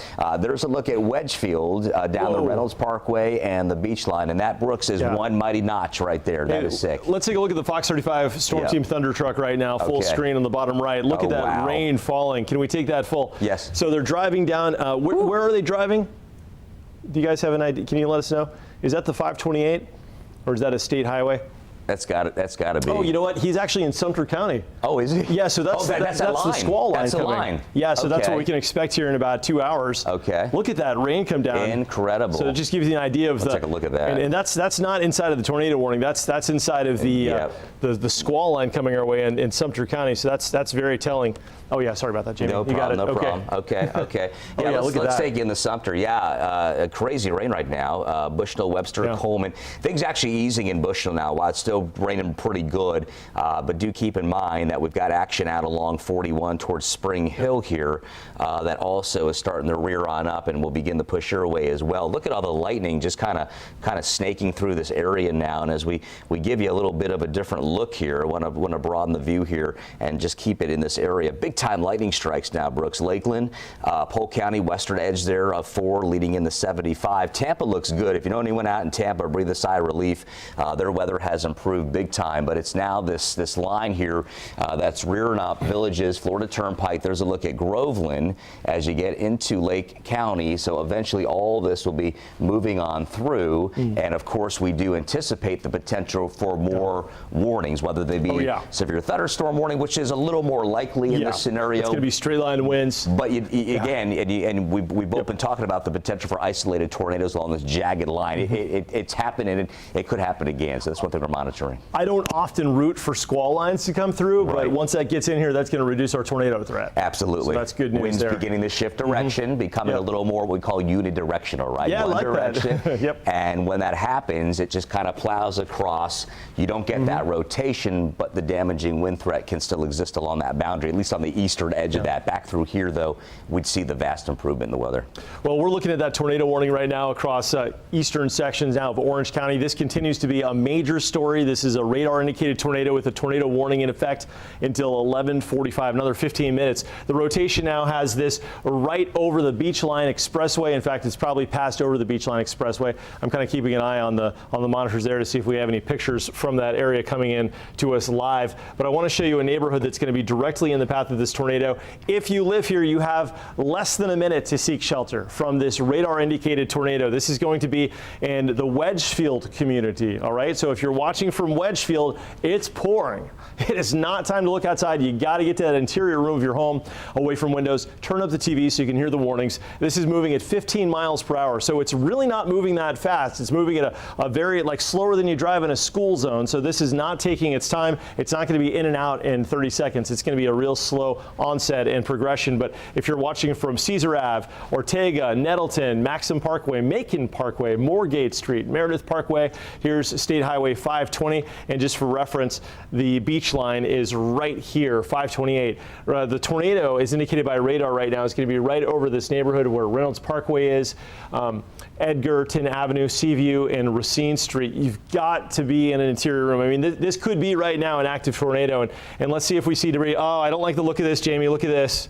Here's the latest debris potential. And before we come to any conclusions on this, I'm going to quickly flip it over to reflectivity. Okay, good. I don't like to see that. So keep in mind, and I'll show you why I just had a skip of a heartbeat. So this funny little S shape I'm going to draw is the dividing line between where there's no rain and where there's rain. Okay. Now I'm going to flip it over to the debris indicator, and if we see that blue to the right of this line, we're okay as far as any kind of massive debris goes. But I was thinking we were seeing this inside the actual tornado vortex signature. But there could be a little bit of a debris signature right on the edge. We're trying to look for signs of a radar confirmed tornado, not just radar indicated based on the wind speed. So this is one of the ways you do it. And in live meteorology, when you're analyzing this stuff on the screen in real time, this is the process. So as far as rotation goes at this point, this is the Melbourne radar site, and we're not seeing a terribly tight rotation, although it is certainly showing a terribly classic tornado vortex signature as far as the rain wrap up, because you get the southeasterly inflow, you get the westerly flow from this direction, and it creates this kidney bean shaped cell that, if it's not producing a tornado at this moment, it has potential to produce tornado at any time. And that's why this tornado warning continues until 11:45 as it moves northeast at 20 miles per hour, skirting just south of the Bithlow area and crossing right over that state highway. Jamie. Excellent analysis, Brooks. Nice job, my friend. Okay, so I want to talk about, we know this warned area here. I've drawn a track now on our squall line. Nice. It is impacting. I believe do we have a live interview out of Sumter County? Do we have a live interview? Okay, can we take a look at that? Okay, we got Connor there. Okay, right? we got Connor at Fox 35 Storm Team Thunder Truck. Connor, can you hear us? Yes, I can hear you. I'll give you a look at what we're seeing right now. Okay. We're in Sumter County, just heading west on State Road 50. Really just entered this squall line you've been talking about. Really heavy rain. We're seeing lightning as well. Winds not super strong like you were seeing in that other storm. No damage so far. The roads are wet, but not a lot of people out here, thankfully. But just really heavy rain, and that's going to be heading towards the Orlando area here. All right, very good, sir. Thank you for joining us. Stay safe out there, and we'll continue our tracking efforts here in the studio, and you're doing a great job out there in the one and only Fox 35 Storm Team Thunder Truck. Now, I want to show you where he's located again through Sumter County. Here's Bushnell. We got the villages, the North Sumter, Southern Marion border, and my track on this takes us to Lake Griffin in about 1 minute time. It's going to get a little noisy there. Lake Harris 5 minutes, and looks like Eustis in about 14 minutes. So you can see the overlay of Lake County. Beautiful terrain here. Pretty good sized population as well. Want to let you know we're doing our best to keep everyone safe in this area. As that line draws closer, the uptick in lightning becoming a little more evident right along this line here. We're going to start getting down to the nitty gritty with that, taking you down, showing you the velocity scans and the potential for some strong damaging winds along that line should a severe thunderstorm be issued. There are no active warnings now on that sector of the viewing area. Just extraordinarily heavy rainfall now drawing closer and closer toward and in top of Leesburg right about now. So conditions definitely going downhill. We'll take a closer look at that real quick. Then I want to go back to that tornado warned area there as we look around the villages in Fruitland Park. Tremendous rain, the big uptick in lightning that continues down through the spine of Sumter County. So those of you in Lake Buena Vista, Davenport, Kissimmee, Orlando to Oak Ridge to Ocoee, Altamont Springs, hear me now. This is coming in your direction and moving quite quick now at nearly 50 miles per hour. Back on down to the tornado warning for Orange County until 11:45. We've got another about 12, 13 minutes on that. That is now again rearing up, starting to head on over toward the border there, southeastern Seminole County and the northeastern quadrant of Orange County, right where the counties come together. And we're going to take you on down to street level there and show you what's going on. So areas around the Christmas region, Bithlo as well, University Park, Winter Park, Orlando, you guys are fine right now. And then also out toward Port St. John, your rainfall rates increasing right there at the T of the 528, and that's split there at I-95. So know that. The heavy rain continues. Again, movement off now to the north and east at around the mark of roughly about 20 miles per hour. So we'll draw out the cone here for you, see who's in the way of this thing. We'll drop it there, and apparently Christmas is over to East Colonial Drive. Southmere next, and up to bat after that. Looks like we'll target the areas around Mims, JJ to Titusville, Astronaut High School down to Indian River City, into the Indian River around the Maxborough Bridge. Things will get a little rocky, Brooks, here as we head on through the next, I would imagine, within about 45 to 50 minutes on the current trajectory and speed we're seeing there. It's really interesting because you're right. We've got this tornado warning, which we're going to continue to follow. The National Weather Service just saying that they've extended it now. Excuse me. They are maintaining it till 11:45, so it's not going to be canceled early. They're maintaining that this is a tornado warning till 11:45. But yeah, we've got this tornado warning we're tracking as it heads northeast into eastern Orange County, and we've also got that squall line coming our way from Tampa Bay that everybody's going to get some wind and some rain before the night is out. But the latest on this, I've just been looking at scouring the radar sites to see if it's getting worse or better. And at this point, relative to the location, it's rotating as far as a thunderstorm goes. But I'm not seeing Jamie any kind of a low-level circulation from this at this point, which is hopeful. In looking at the triple threat to confirm, we've got an area of heavy rain, about 2 to 4 inches per hour. The rotation, there is a little bit of rotation evident on radar. This is our special exclusive Fox 35 rotation filter that gives you a really heads-up look at it. But around Moorgate, Mardi Gras, Lansdowne Street, Meredith Parkway, that was about 5 minutes ago, and the storm itself now is moving off toward the northeast at about 15 miles per hour. So we're seeing that rotation. Now there's rotation markers here back over the beach line, so we could be seeing a couple of areas of rotation. But these are the things I've been scouring. We've been looking to see if there's any kind of a couplet like we've seen, and I'm happy to say I don't see anything at this point. And as far as debris goes within the area of that rain, we're not seeing it. So there's a hope here, Jamie, that at least with this cell, maybe the system's weakening that storm itself, or maybe it's just taking a breather, if you will, before it amps up yet again. Well, how many storms did we see slowly wind down only to come right back on to life like a zombie, right? It's like the breathing. They breathe, they take a nap, they wake up again, and you get issues. And they do intensify quickly in this current environment, Brooks. I want to focus in now on that squall line here for you. Those of you out in western Sumter County, your conditions look to be improving soon. The main push of this line now heading in this east redirection now at about 45, 50 miles per hour. So that'll put it in Mascot in about a minute's time. You can see the motion here and the uptick in lightning east of Zephyr Hills. Very powerful line sweeping on in. That's also a severe thunderstorm warning there. I believe that is ongoing. Let's see if it falls. It is ongoing now. Oh, no. Okay, it fell off. So as that is cleared on through. So Polk City about to get power washed. Also, those of you in Claremont, Leesburg, you are in the midst of a heavy rain battle right now that continues out of the villages along 441. Brooks, let's take it down to the street level here. Put some streets down for people out in Fruitland Park, up to the villages. That's that heavy core of rain now. So South Dixie Ave along 25. Let's take a look here. Other streets. We've got a look here at Miller Boulevard. So Lady Lake over toward Cherry Lake in the villages. Very heavy rain signature right now. It's one of the great things about our weather radars. We get down to the nitty gritty. We take it down to the streets. We could track it on your street corner. So again, keep it here. We're going to ride this out with you.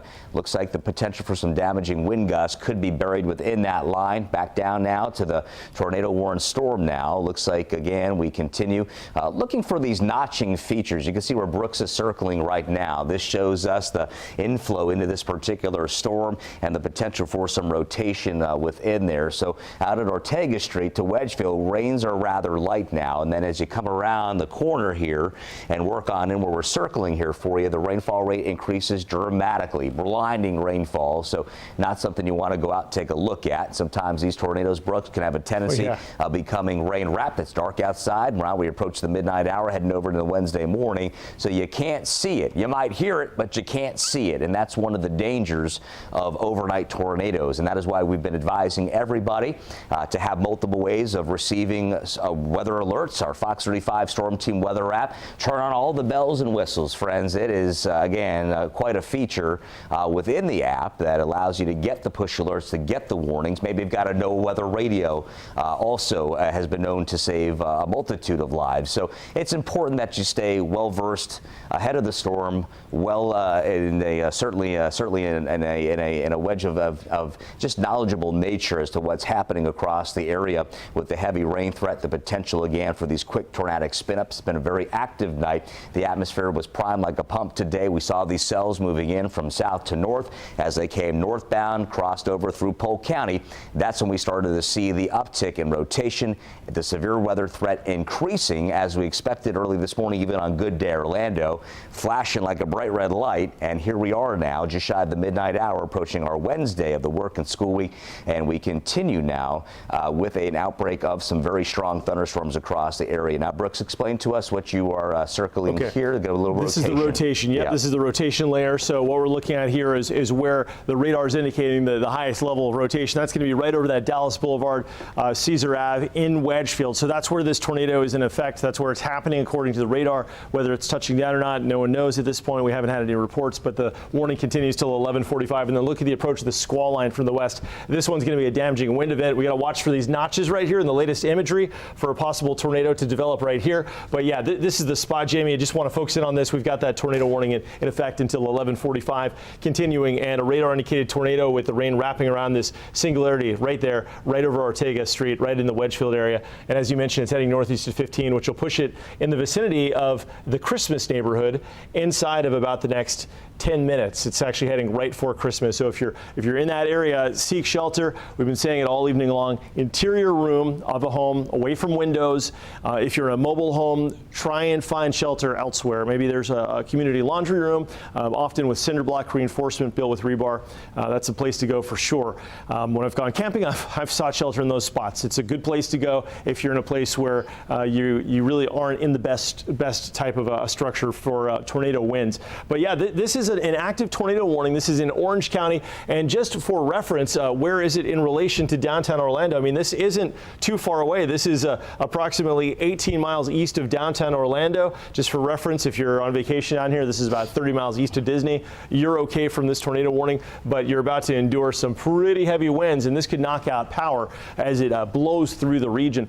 So, Jamie, on this tornado warning that expires in about 5 minutes from now, looking at the National Weather Service chat, not seeing anything suggesting it's going to be extended, but certainly we'll watch out for that.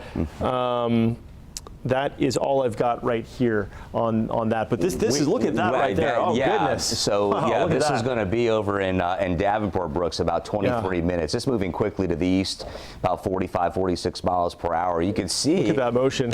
Excuse me, I'm going to talk for hours here. You can see here that motion. Look how these segments, Brooks, are just kind of folding in on themselves right here. That's certainly showing quite a bit of vigor there in the atmosphere as we take it down here. So let's get a look at that storm relative velocity. Just to the you got a little bit of spin there. A little bit of spin there. So this may be that maybe around Foxtown and Polk City. Correct. Look at the lightning, Brooks. I mean, crazy lightning. The updrafts on this thing, crazy. Tons of lightning. Let's see if we can get that lightning counter. 236 strikes. Incredible. So again, that encompasses the entire view you see here from the villages south through Leesburg, where it is still pouring right now. Totally pouring. They're getting a huge thunderstorm there in Leesburg, Jamie. A lot of thunder, a lot of lightning out of that.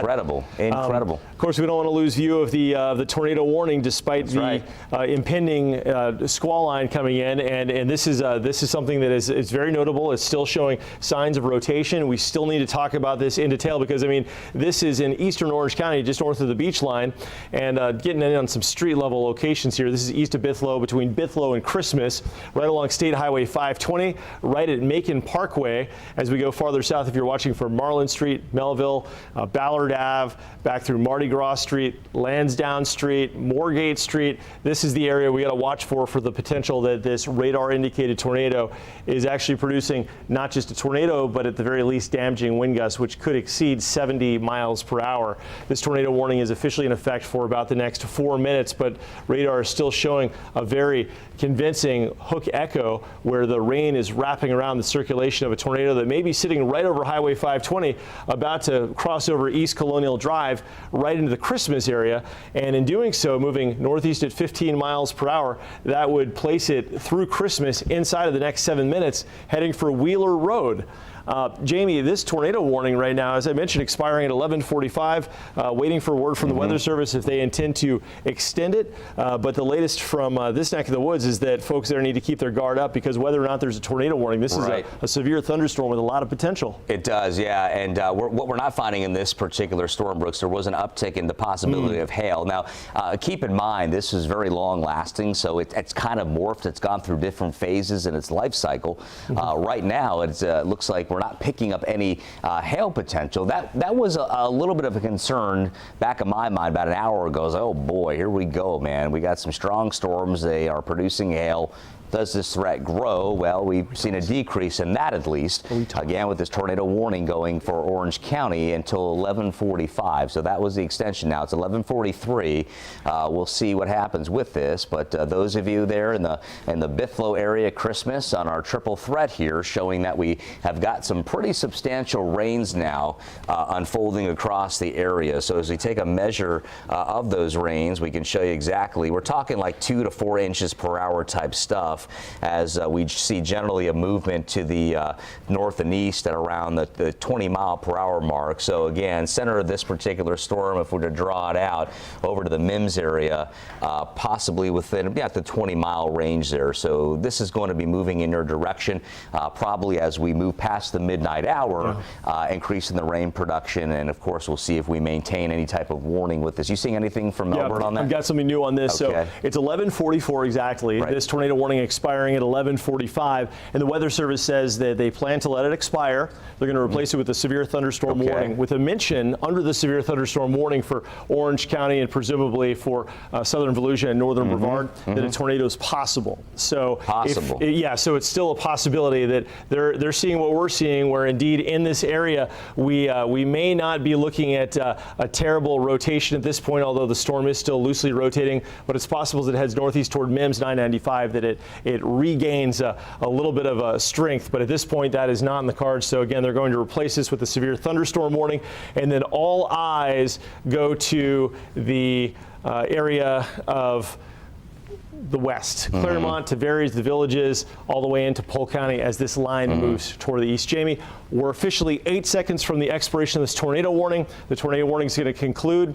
We're taking a look at this. We're going to track the squall line. We're doing team coverage all night long. And Jamie, as this squall line comes our way, you're looking at the future radar. We are. When is this arriving in our neck of the woods? Well, approaching the Orlando Metro, Brooks, getting into Orlando by about 12:45 in the morning. Again, it's moving rapidly to the east. It's ebbed and flowed a little bit in the forward speed, generally around the 35 to 45 mile per hour mark, generally due east now. One thing I noticed is that the southern edge of this thing, as you get south of Claremont, we had a little bit of a kind of a hook look to that approaching the 429 area. That looks like in the modeling that is maintaining that composure of that particular part of that line there. So we'll monitor this. The main thing, as we've been discussing, Brooks, is the potential for the damaging winds to arrive. We were certainly outlined by that from the Storm Prediction Center, so we'll see if that comes to fruition.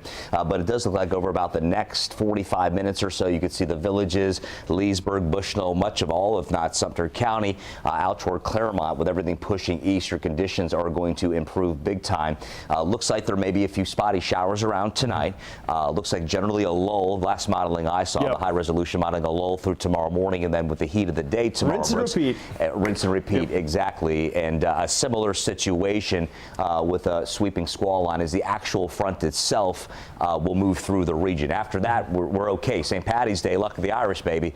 We got, again, highs about 80 plus, mostly sunny skies, and back to some great Florida weather here that we know and love. But right now, it is anything but. Yeah, that's right. We're going to be tracking this all night long. Our Fox 35 storm team coverage continues, fully staffed all night long to bring you the latest. If more tornado warnings are issued, we'll be here watching the squall line roll through. Right now, Luann has the latest from the Storm Center. Luann, what is going on in your neck of the woods? I bet it has a lot to do with this. Yeah, Brooks and Jamie, I just want to say thank you live on the air for about the past hour and a half, keeping us all informed about these tornado warnings rolling through Central Florida. Great job with doing that. Now, our live team coverage continues right now with Fox 35's Connor Hansen. He is live in the Storm Team Thunder Truck. Connor, tell us where you are and what you're seeing tonight. Well, Luann, we're on State Road 50 heading east right now. We're about 10 miles west of Claremont. I'll give you a view from the front of the Thunder Truck here. Still heavy rain, lightning, thunder. We're right in the middle of that squall line Brooks and Jamie were both talking about just a few minutes ago, that's slowly working its way towards the city, towards the Orlando area. And this is kind of the same area where we saw that other large tornado warning storm cross through. Some people reporting that they even saw funnels. I'm going to show you a couple of pictures a viewer actually sent in to us. This is from Claremont. He's at a house near Lake Winnehaha. He walked down to the water snapping these photos, and they're really a vivid look at what this wall cloud looks like. You can actually see where there's a lowering from the clouds, and that's exactly the kind of setup a tornado can drop from. Still unclear if there was a tornado right in that spot or not. We had been driving through the area looking for some damage. Didn't see anything too significant, but we did get to speak to the man that took those pictures over Zoom once he was safely back in his home. Take a listen. All right, we're back with you. We got to interrupt there, Connor, because we got a brand new tornado warning just issued for Marion County. Jamie, how long does this go till? This is going to go to 1245, Brooks, for Marion County. On the velocity scan right now, you can see around the Stanton area, back through here on 27. This, again, is moving off. What's the direction on that, Brooks? I apologize for that. We just popped right in here with this thing. This looks like it's east-northeast at 20 miles per hour, but I'm confirming right now. You're going to draw me a track on that? Yep, you got it. Coming your way.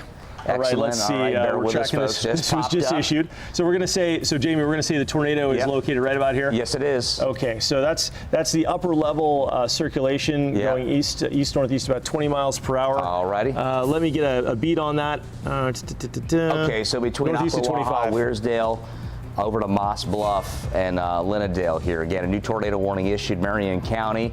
You're joining us here at the Fox 35 Storm Center. I'm Fox 35 Storm Team Chief Meteorologist Jamie King, joined by the very talented Fox 35 Storm Team Meteorologist Brooks Garner. And we're committed all night long. We're going to be with you here in studio. We're going to update you live as the warnings come in. We are nowhere near out of the woods yet. The rainfall rates, how fast that rain is coming down, has been easing. Then it speeds back up, and now a newly formed potential tornadic storm here. A tornado warning for Marion County until 12:45 here into this Wednesday morning. And you can see on the reflectivity or the velocity, we've got a little bit of a couplet here, Brooks. So we're watching that now. These are winds approaching toward and away from the weather radar. Likely again, this will continue moving in that easterly direction, east-northeast direction at 15 to 20 miles per hour. So we are watching it now. A couple of our live cams off to the side showing a lot of rain across the region. We know that has been blanketing, but right now with this new tornado warning in this area now of concern right along 27. So the villages right here, you guys are south of that. You're good. This is going to stay off to your north and then eventually northeast. But those of you in open areas here of Marion County on over toward Alexander Springs, it's heading in that general direction. We'll see if it maintains its current intensity. Again, tornado warning storm here for you for Marion County until 12:45 here here on this Wednesday morning, soon to be Wednesday morning in about 10 minutes, Brooks. Yeah, this is scanning at about 9,000 feet. Yes, it is. So what they're doing is, this is in that, we were talking about this in the newscast, that tornado detection dead zone, where it's really hard to get a scan below about 6,000 feet, where most of the tornado rotation of Florida occurs. Most of it is low level, so 6,000 feet points down is about where you detect it. But this radar beam is coming out of Tampa, so it's launching at about 9,000 feet. It's way up in the clouds. It's as if an airplane's coming down to land into Tampa or approaching Orlando, and it's starting to start its descent. So this thing's way up there, but it's at the top of the line of storms, and it's at these little elbow joints we were talking about that you can get rotations forming. But the business end of this is that better safe than sorry, better safe than sorry, and this is near the Villages. The Villages has a storied history of tornadoes. You go back to 2007, the Groundhog Day tornado outbreak. Not something we want to see ever, but especially at night. So Jamie, I'm going to toss back to you. I got to get a drink of water. I'm sorry, we've been on the air for about 2 hours here. I feel like this is heading east-northeast at 25 miles per hour. It's going to be near Moss Bluff at midnight. Okay, east-northeast, 25 miles per hour. So I'm going to head over here, stage left. Want to draw y'all a track out on this thing. Yeah, I've been watching this closely here for you as we take you on down. I want to take you down into the scene here, show you the reflectivity radar. You can see around the Stanton area between Dallas and Stanton. Again, it's tornado warned storm now going to 1245 for you as we head on in and to your Wednesday morning, the old midweek peak, and we'll continue with the storm warning here, a tornado warned storm for you, moving again in that easterly direction about 25 miles per hour. So we'll drop that mark right about here and show you Ocklawaha, Weirsdale over to Moss Bluff. So Brooks, that seems to be that area, and we talked about this being that that weather radar, that dead zone, right? Yeah, in fact, the National Weather Service in Jacksonville just mentioned that they didn't see gate-to-gate shear, but they're aware that, number one, their National Weather Service radar in Jacksonville is down for maintenance. It's until March 21st. There's no local radar for the Villages area where this tornado warning is in effect. So they're playing it better safe than sorry. They're seeing that rotation in the cloud, that meso. It's called a mesocyclone, and essentially they're playing it safe because this thing has all the signs of a rotating thunderstorm. And at the very top of this line, that can happen probably weak if it's even happening, if it's forming. Not as convincing of a radar echo return as we saw with the previous warnings, but something we're watching very carefully. But it's interesting because it's in that tornado detection dead zone. It's outside of the threshold of 62 miles from a radar site. Right. So while you can see the rain, you can't see the low-level circulation. That's a real problem. It is, and at the very least, we've probably got some very strong winds up there. Bottom line, I mean, as this has been plowing on through, I mean, this is really shaking up, displacing the local weather atmosphere. Those of you who do want to track here behind the tornado warned storm here. So those of you out into, let's take a look, northern portions of Sumter County, out of the Villages, your rain slowly easing up. We got Bellevue on over to Ross Prairie and Bahia Oaks. So essentially right along I-75 through this corridor that you see here, that is where we are seeing that rain finally easing up. So points out to the west there, looking a lot better overall. Those of you to the east, though, it's been anything but. Again, as we continue now with a tornado warning for Marion County till 1245. We've been mentioning about this dead zone for the radar beams. This is kind of an open expanse here that none of the weather radars here across the state of Florida reliably hit. So we're going to tell you right now, while the data may be a little bit skewed, at least expect impactful winds within this. I also want to take a look at our triple threat here and show you that while we are scanning real tall in the atmosphere, it is indicating the potential for maybe some hail on the southern flank of the warned area. So southeastern 180th Street over to Marion County Road. You can see this purple sash here down just east of Lake Griffin. Watching that intensely now for you as we continue to monitor that scene for the potential for some hailstones within that. So we're talking about likely on the order of around a half inch or so when it's all said and done. So that again is on the southern edge of the first thing, back to our reflectivity, our ordinary radar here showing us what's going on with the heavy rain threat. And boy, it is really, really coming down good and plenty right now in that warned area, moving to the east again, Brooks, at around the 15 to 20 mile per hour mark. Was it high as 25, right? That's right. It's 25 now. Well, let's zoom in on this one again on the plasma. This is a storm at the very top of the squall line, a squall line that's heading our way with primarily a wind threat, straight line wind damage. But oftentimes, is the case at the top of these lines of severe storms, you can get rotation. And putting this in motion, this is potentially impacting the Villages and Lady Lake. It's now moving right out of that region. This was a fairly fast mover, but the actual rotation, the actual location of the rotation right now, we're going to zoom into the street level, is right about at County Road 42. So if you're in this area, if you're in the Villages, especially northeast of Southeast 180th Street, once you're north of Southeast 180th Street near Weirsdale, the town of Stanton, as you approach Starks Ferry, seek shelter immediately. This is heading northeast, your direction, at 25 miles per hour. And so based on the radar indicated spin, we're seeing a tornado potentially sitting right about here, right over Marion County Road, right over Southeast 180th Street. And I'm going to zoom in further to give you an idea of exactly where this is. So if you're in this area, you know what's coming your way or what's upon you. This is right at Southeast 165th Ave, County Road 42, Southeast 170th Ave, Southeast 172nd Court. That's a tough one to pronounce. Southeast 172nd Court. In any sense, these towns are in the path of this storm, and there is a tornado warning for Marion County in effect right now for this area, as the very top of this rotating storm is now being deemed possibly tornadic by the National Weather Service office in Jacksonville. It's moving northeast at 25 miles per hour, which will put it into Marion County in areas to the northeast of the Villages inside of the next 20 minutes. Specifically, let's talk about some areas in the impact in the path of this. This is going to be Forest Lakes Park in Marion County. This is Moss Bluff, Forest Lakes Park. This is going to be located just near East Silver Springs Shore, but it's going to be these roads, FS Road 17, Southeast 241st Ave, 180th Avenue Road, Marion County. You've got that tornado warning in effect until 12:15, and we're going to zoom out and put this map in motion to give you an idea of exactly where this is and where it is going.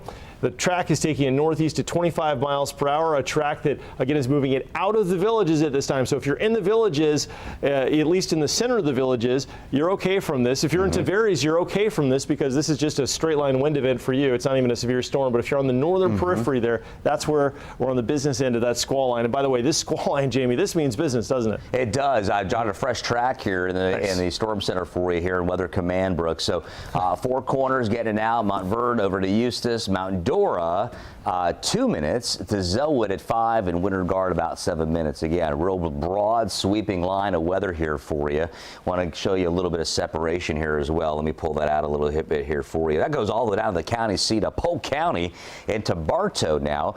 Weather getting better in Lakeland, Dade City, Zephyr Hills to Homosassa Springs. So right now, this is the area of major concern. It looks like it'll head on into the Animal Kingdom in roughly 6 minutes time. Magic Kingdom as well through Orlando. So there's a lot of population density now as we ride out of the rolling hills of Claremont and South Lake County out along the Florida Turnpike. This is the 429 toll road here.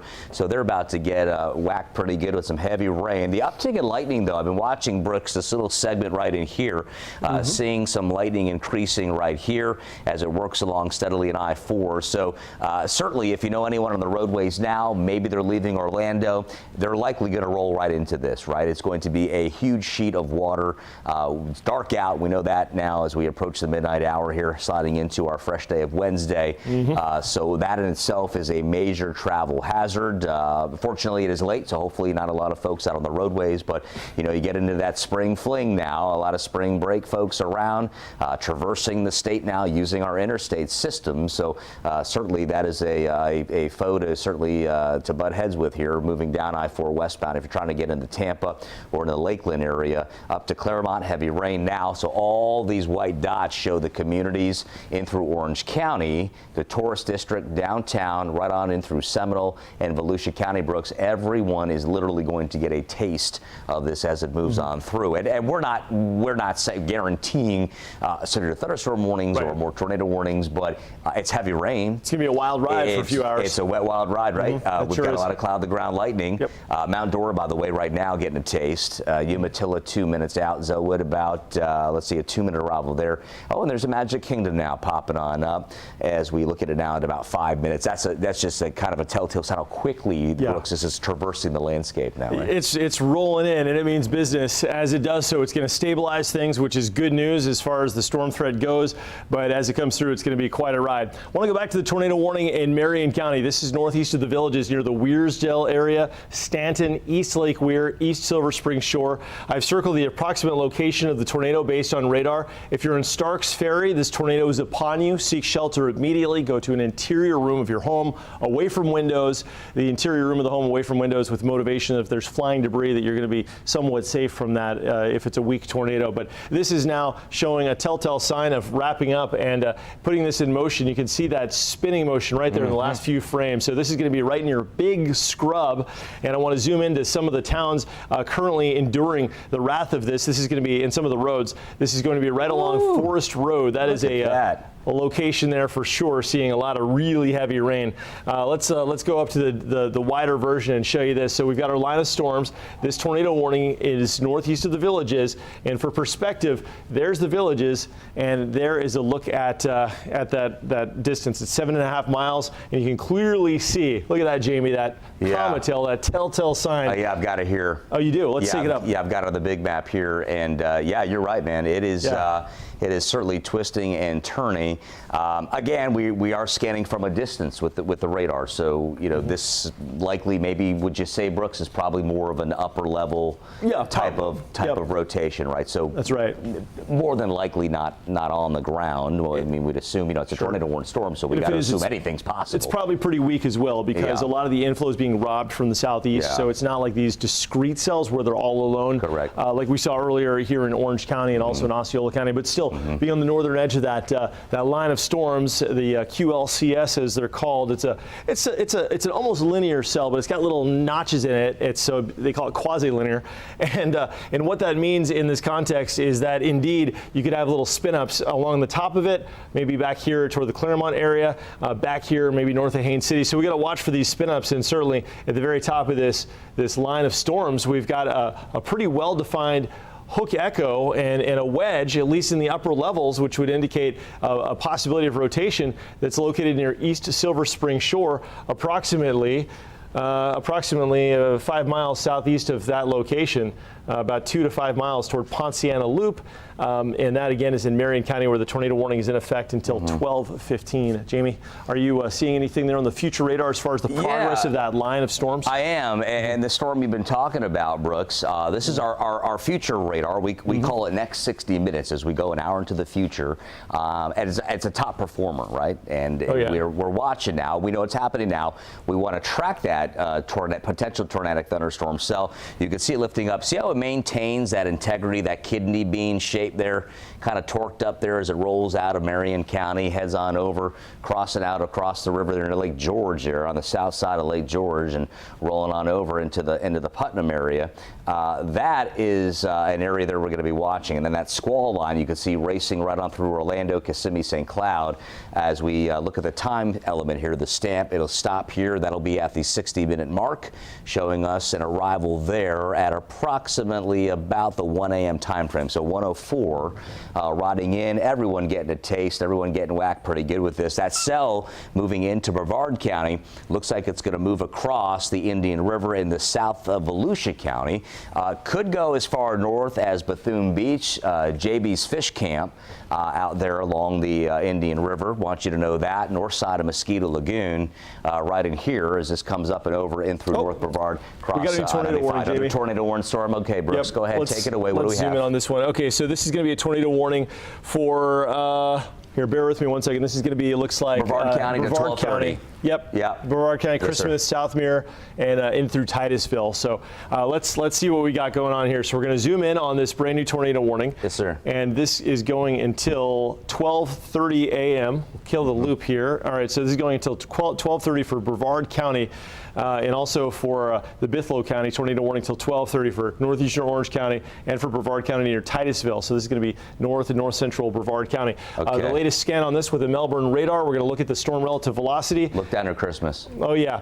Yep, I see that right there. Okay. Yep, yeah, look at that. So we got that velocity right there. Yeah. That we're seeing right there as Yes, well. sir. Yeah. Yeah, I see it right there. And so that is moving northeast at 15, I believe. Let's see where we're at. I think 20 miles an hour. Bear with me right here. This is breaking in right now. Let's see.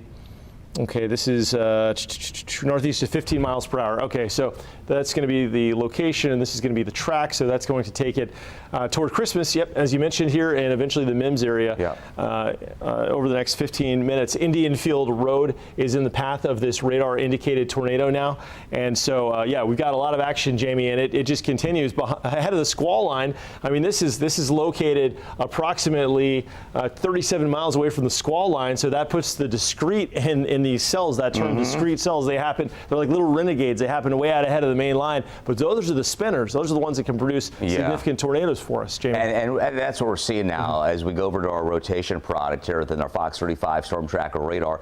Again, active tornado warning going here until 12:30, Orange County, and then lopping over into Brevard. So we are showing, as Brooks just demonstrated, around Christmas, we continue what radar is deeming as a weak rotation. But what we've seen in these storms is kind of the pulsing effect. The storm winds down in intensity. Hey, they canceled the warning, and we get going on, and next thing you know, there's another warning. So that's essentially what's happening here is almost kind of like a Brooks, like a sine wave, right? That kind of that waved kind of signature there. We're up, we're down, we're up, we're down, and as that moves through the Christmas area, very heavy rains. Brooks showing us here on our reflectivity mode here on the radar, drawing out a track. So essentially heading over into a lot of the wetland areas here south of the Southmere area and west of I-95. So we know there are some folks out there. I always like to tell you that we've not forgotten about you, right? People live all over the state of Florida, wet ground or dry ground, it doesn't matter, right? Where you have your homestead, you have your homestead.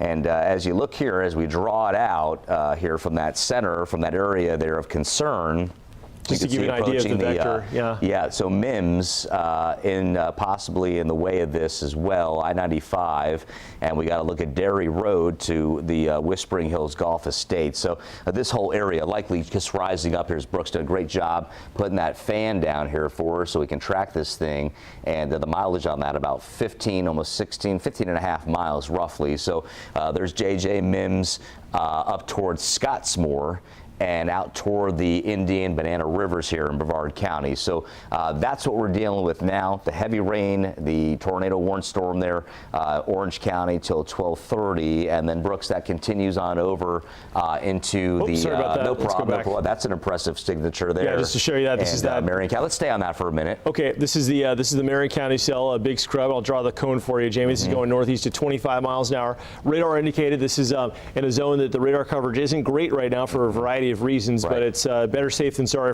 So if you live in Big Scrub in Marion County, if you live along FS Road 13, right through here. Along, let's see, FS Road 67, some of the county roads and the fire roads, heads up. A lot of that state park, of course, around Cambo-Cala. But yeah, we've got some rain moving in there. But going back to the storm that's just been warned on, this is that tornado warning for northeastern Orange, extreme northeast Orange, including the Christmas area, as well as northwestern Brevard County near Southmere and Titusville. Tornado warning there is in effect until 12:30, and currently we're at 12:09, so we've got about 20 minutes left on this one. This is probably going to be an intermittent tornado warning until it clears the coast, huh?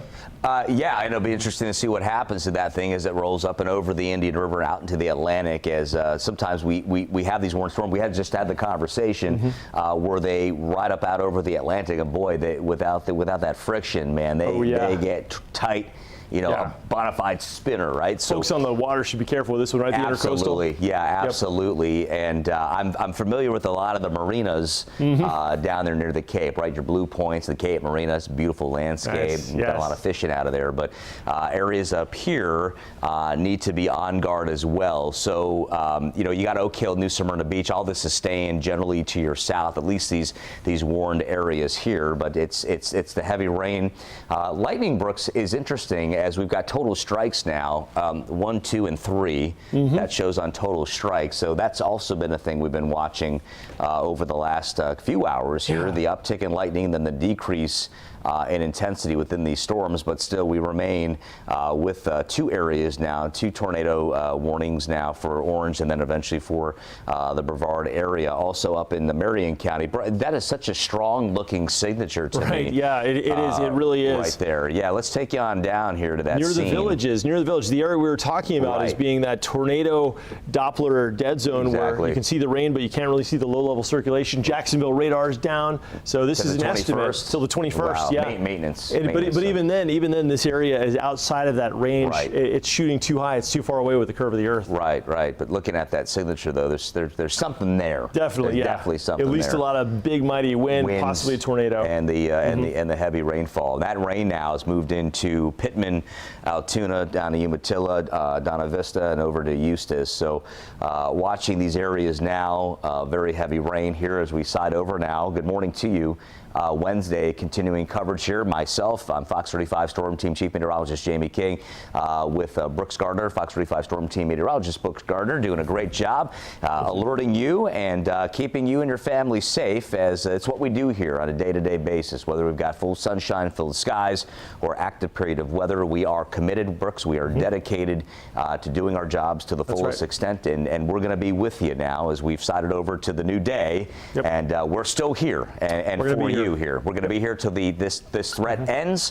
We'll make sure everyone's safe, and until that last raindrop moves on out. Of course, there'll be a few showers around. We'll probably want to go to bed by that time, but I'm talking about the heavies moving on through right now. Check it out, Titusville KOA. I brought that up for you. Okay. Let's talk about that. That's a campground. That's going to be there in about 25 minutes. So what should campers do right now, Jamie? What's that? What should campers do in that area? If you can, you obviously want to leave your campsite if you can. The bathrooms of some of these places you mentioned earlier.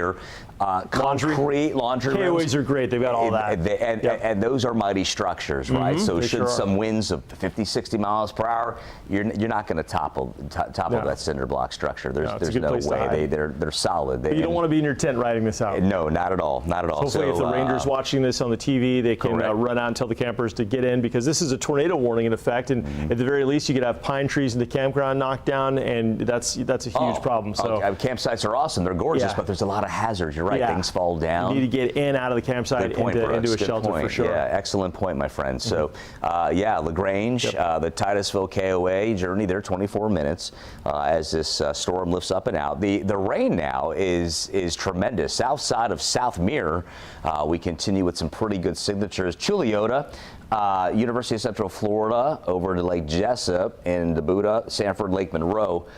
Generally clear now in terms of a severe threat. It's still probably raining, that annoying light rain, but is steadily moving on through. There's a look at Oviedo. We're doing okay there through Jamestown and right along the freeway there, the toll road there at 417 to University Park, Brooks. But this is the area now that we're watching, and you've got a good take right now on this notching that's taking shape right now there. And that's the St. John's, right? Yeah. So that's the St. John's going through that area. Yeah. Well, let's take a look at it over here. Jamie, we've got the main line coming in at about 30 miles an hour now, so we're about to get the line of just damaging wind gust potential. Now, there are no severe storm warnings again along this line, but we've got 2 tornado warnings. One right now in Marion County in effect for a few more minutes.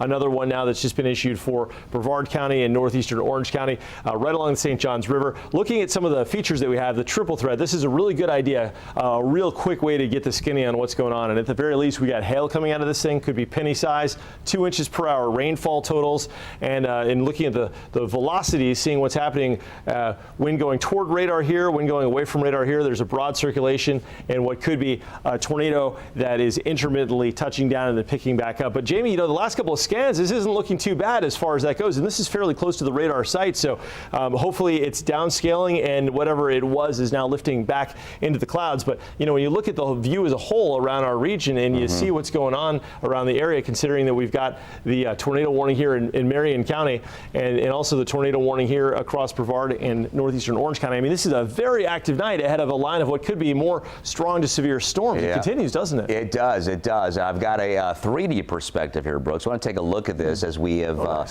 we've sliced the storm, and we're giving you a look at essentially the guts of what's happening within this right now. So, Brooks, you tilt around for me. We measure out to about 30,000 feet high into the atmosphere. So in weather, sometimes we talk about low top showers, clouds that are a little squattier that come in off the Atlantic, and then you've got the big booming anvils, the thunderheads, big time cumulus clouds, and this is what we're dealing with now with this tornadic signature on our radar. So as you scan around, you look at the guts of this thing. It's great technology. You can see the updrafts within there. You can see how that kind of curves, kind of sculpting the inside of that, and the lightning production now. We're seeing a little bit of a pretty big increase now as we rotate this back down. This is the southerly direction. You got to look here at that northerly direction as we come across. There's Daytona Beach in the distance.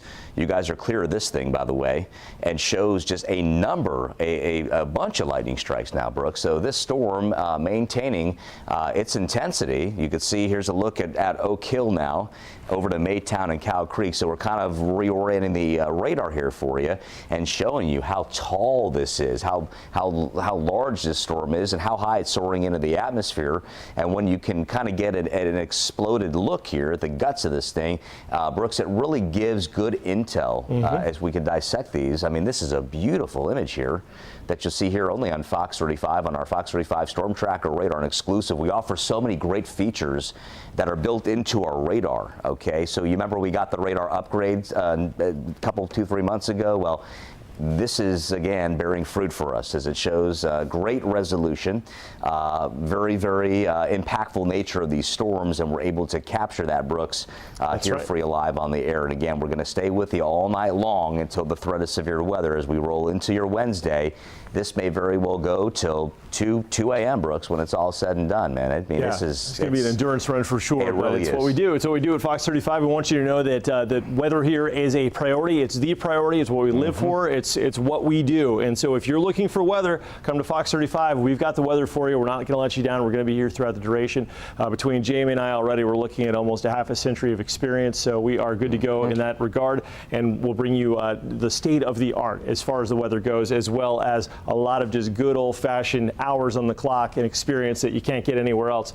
Zooming in, let's talk about it. Look at all this lightning. This is a big lightning maker. This is our tornado warning for Marion County, which is in effect. And Jamie, that box is still mapped, so it appears that, in fact, it's been extended. I've been tracking that storm with you over there, looking at Jacksonville. They say that till 12:45 now, so another half an hour. Up in Ocala. So, yep, that's going to be located near Wearsdale or near Marion, sorry. Emeralda. Yep, that's Marion County. Moving northeast at 15 miles an hour. So at that, what we haven't done is let's zoom out here and see just relative to where Ocala is, where the storm is for folks watching from Ocala, wondering where this is going. This is going to be located approximately 28 miles to your south and east. So this is a pretty good distance, between 17 and 28 miles to your south and east, and the entire thing is going northeast at about 25 miles per hour. And so, the pattern that we've been seeing with these storms is they pulse. They produce a tornado, as indicated by radar. They lift back into the clouds. They produce hail. At times, they don't produce hail. This one at this point is producing at least a wind gust at this elevation. And let me explain what I mean. The radar beam is so far away. This is a Tampa area radar sampling a storm way up in Ocala. That's a long drive if you've done that run from Tampa to Ocala, but it's sampling it at about 9,000 feet. The reason it's not a ground level sample is because the Earth is indeed round. It's round, sorry. And the beam shoots up and gains elevation with distance. If that doesn't prove it's round, I don't know what does. Email Jamie if you complain about that. Totally kidding, totally kidding. But kidding aside, on the flat earthers, we're just kidding around, of course. But in all seriousness, there's wind being sampled at 10,000 feet of about 60 miles per hour. This moving northeast at 25 miles per hour. Jamie, tornado warning now in effect here for Marion County until 12:45. How's that storm looking over there in the Titusville area? Well, we've got now a tornado warning storm here for Orange County. We can see it here for you now, and then Brevard also to 12:30. The Orange County storm also to 12:30. So those of you in MIMS, it does look like this will be in your area, this rotation, the strong storm, sneaking in about 20 to 23 minutes. Astronaut High School along I-95 in Titusville, we've got an arrival there last I saw there, and you can see the countdown here on the clock, 17 minutes. Titusville KOA journey, the campground there, 18 minutes. If you are watching us, you're at the campground, get the heck out of your tent and head for the John, head for the bathroom. You know, it's a sturdy structure. Been there, done that out at that campsite, and I can tell you that there are some great structures around there that provide a lot of amenities for the campers there. So certainly take advantage of that. Absolutely. But Brooks, here's I-95, here's MIMS, Astronaut High, and then you move on over to the waterway here, so into the river. So watching that closely now, and you mentioned, Brooks, the nature of these storms. They're a little pulsy, right? They get a little injection of energy, and they swell up, and they're, oh, I'm strong and mean and bad, and we got a tornado warning, and the next thing you know, it collapses, and then it comes back to life again. So that's kind of been the deal with these storms, and especially now within that line here behind you, tracking that incoming squall line. What say you on that, man? Because this is looking pretty meaty. It's got some lightning, and it's strong. It sure is. Yeah, this is producing 325 lightning strikes in just the last 10 minutes. So we've got the tornado warning in Marion County in effect until 12:45. We've got the tornado warning here in the Titusville area, just northwest of Titusville. So if you're in this area, watch out. But this line right here, coming out of Tavares and Claremont and Haines City, is moving east at about 30 miles per hour. And in doing so, it's going to make some pretty fast tracks into the Orlando area. In fact, this squall, as it stands, will enter downtown Orlando inside of the next 20 minutes. It's going to be at the Mall of Millennia in 16 minutes from now, Camping World Stadium in 20 minutes, at least this core of that specific storm. But other towns in the path of this squall line include Altamont Springs and the I-4 corridor. This moving east on this side about 35 miles per hour. So we're going to hear it raining really hard, but just keep in mind, you know, it's likely we could see a severe storm out of this, but it's less likely we're going to see tornadoes out of this line. So it's going to sound really bad out there, but the tornadoes we're tracking are northern Marion County only, and then out ahead of the main line here, moving into Brevard County. But at the track of this cell coming out of the Lake Apopka area, Wekiva Springs, 11 minutes until the squall line hits you. Altamont Springs in 17. Here at the TV station from where we broadcast at Fox 35 in Lake Mary, we're about 20 minutes away from that. Longwood also 20 minutes away from that. So we're all about to get some rain. We know that, and within these storms, we could see widespread wind gusts of 30 to 35, enough certainly to take down some limbs. Could get some isolated wind gusts over 60 miles per hour. But all eyes right now on this rotating thunderstorm with a history of producing tornadoes, according to radar anyway, which is rotating very quickly toward the MIMS area, and it bears watching very carefully because at this track of 25 miles per hour, it's about to cross over I-95, and that's going to happen very quickly in about 10 minutes, followed by MIMS in 14 minutes. So I-95, if we can effort some traffic cams there along I-95 near the MIMS area, we could possibly see what's going on in that direction. But as far as the radar goes, and as far as detecting rotation, the good news with this cell is it's not a very strong couplet. A couplet meaning there's a coupling, if you will, of the green and the red touching. That just tells you that red is going away from radar, green is going toward radar. So we've got perhaps a little bit of a coupling there happening, but very weak. So that I'm optimistic that this storm, while it's under a tornado warning, is probably not a very serious foe, but certainly we're looking at the wind gust potential when you examine the triple threat in excess of 60 miles per hour with hail, which could be approaching 1 inch in size, about nickel-size hail. Yeah. I've drawn a fresh track here on the squall line, Brooks. So come on down, Cam 1, please. And I want to update everyone at Coe High right now into Apopka High School territory, about 2 minutes, and into Olympia High School territory, Dr. Phillips as well. We'll say within 3 to 4 minutes. You can see all the communities here. We continue to with our tornado warning right now for Brevard County going till 12:30. Impactful storm down that way. I'm going to cleanse the palette here. I got it for you, Jimmy. And okay, thank you, sir. Again, very courteous. Appreciate it. It's what I do. Two areas now we're watching, monitoring 2 active tornado warnings. The outlook now on the squall line here, as Brooks mentioned, is that, and as we take a look at future radar, mainly damaging wind gusts. So as this moves along naturally in a line of storms, you're going to have the displacement of the atmosphere, rise and fall in pressure, and things start to get a little bit on that windy side. So as that rolls on through, you can see an approach. This goes out 60 minutes. We call it the next 60. It takes you about an hour, and it's a forecast model. So essentially, it's a computer simulation as to how this line is going to behave, where it's impacting currently, and then where it will be impacting over the next hour. And just again, to shed some light on how quickly it's moving, as we get into that 1 a.m. hour, as we get into about just shy of 1:30, we'll be moving through Orlando.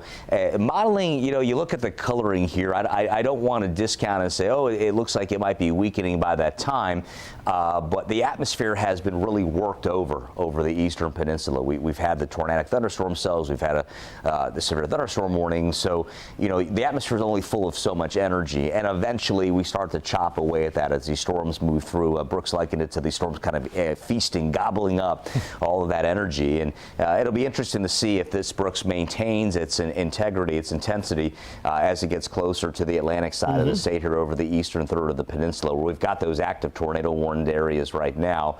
Look at the rainfall rate shows buried within that. You got some chunks of 4 inches per hour on the southern flank here, southwestern side anyway, Kissimmee, approaching some of the area lakes.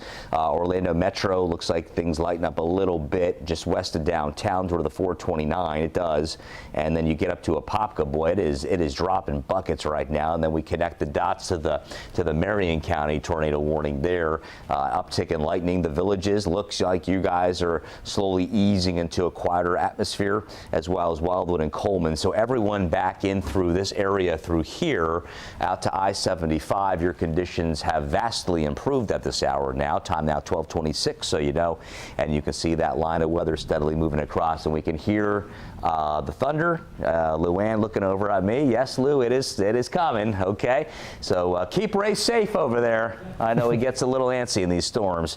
And right on top here of Lake Mary, got another one of Lake Mary Road here at along 417. There's our Fox 35 studios and I-4. So a storm in close vicinity. We can hear the grumble of lightning and thunder out there as we broaden the view. There's another look here at that appendage here. The northern edge, then we have a little bit of a break here through Lake Buena Vista, and then we pick up the pace again through and south of I-4, all the way down to the county seat of Polk at Bartow to Lake Wales and in the Haines City. But Brooks, still a tremendous amount of lightning out there.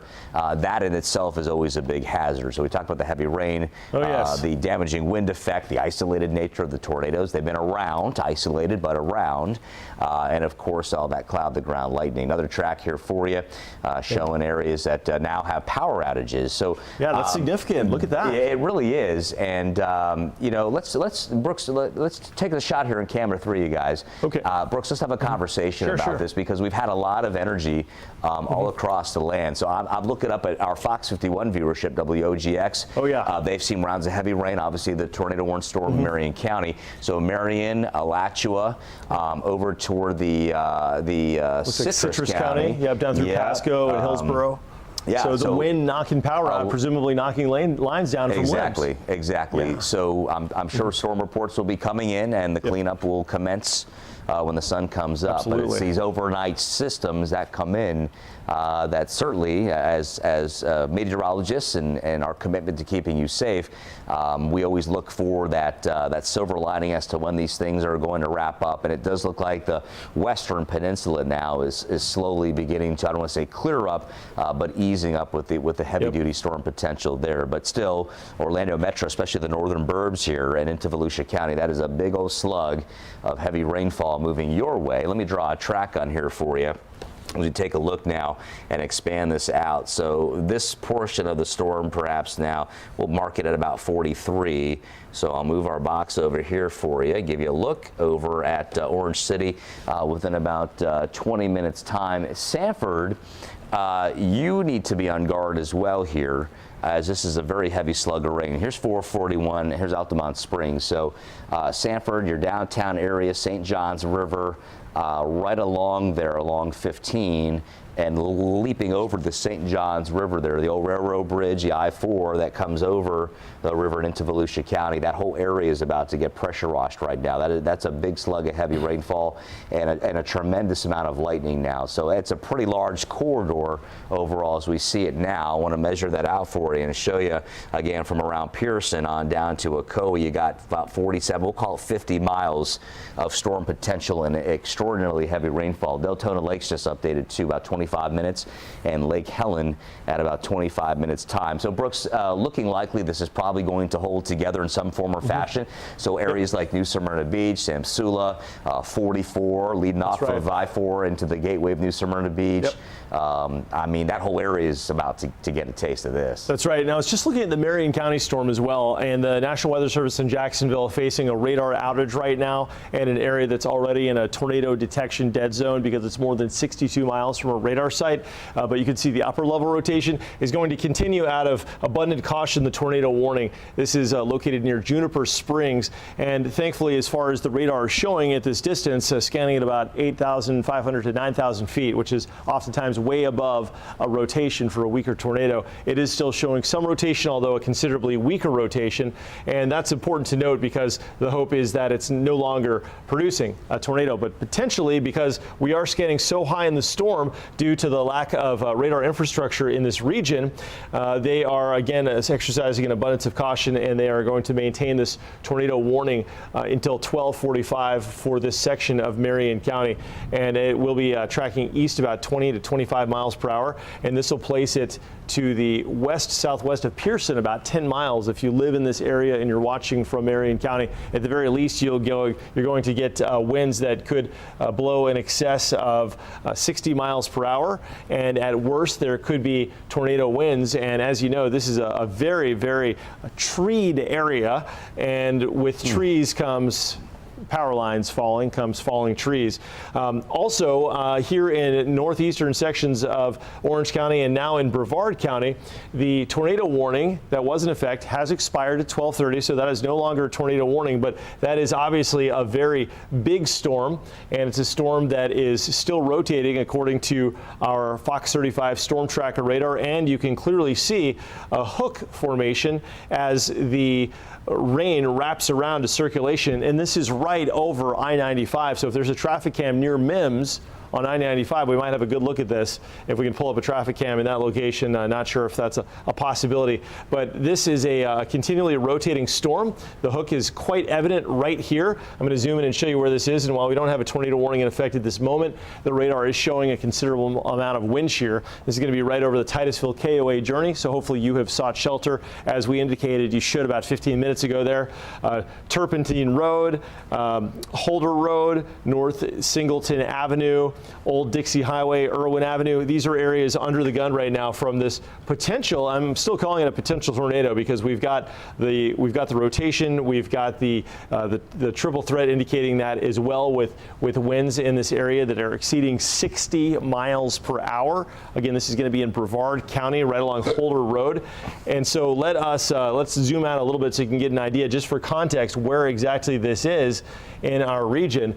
This is no longer, they may reissue it, by the way, just to let you know. But this is near Titusville, and let's zoom in here so folks get a pretty good idea of where this is. Because no doubt you're waking up to thunder and lightning in this area right along I-95, and you've tuned into Fox 35 because you know we are your weather leader. You know you can always get the latest scoop here, and a dependable scoop at that.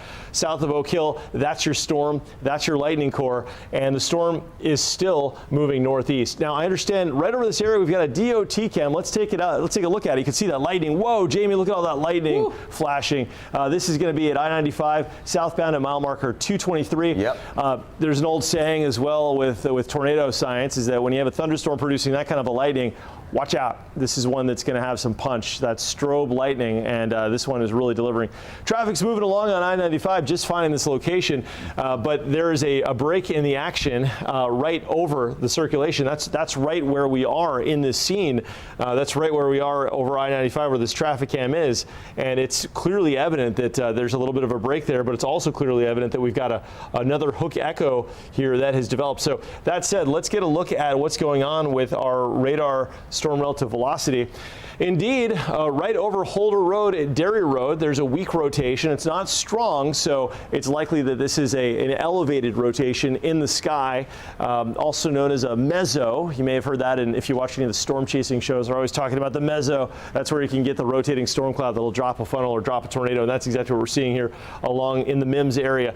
This possible future severe storm or possible future tornado producing storm, as it's had a history of producing tornadoes, is moving northeast at a pretty good clip at about 20 miles an hour. So that's going to put it over the intracoastal there over the Banana River inside of about the next 10 minutes. MIMS in 5 minutes, Shiloh Beach in 30 minutes if it holds together. And you can see all that lightning on the DOT cam there. It is flashing, it is banging. We are getting all kinds of thunder and lightning and heavy rain, and it's all thanks to that huge downpour with a radar echo here, Jamie, that is clearly hooking. I mean, that I am guessing may become another tornado warning. We'll have to see. At this point, it's they've allowed it to expire. The rotation's fallen apart, but I mean, this is proven time and time again that these cannot be underestimated. Exactly. I want to focus on areas to the west, Brooks, real quick. Just notify folks: Wekiva Springs, Altamont to Sanford, over to Orange City and DeLand. Real broad area, very heavy rain. So I've drawn a track on this for you. You want to take a look at the storm track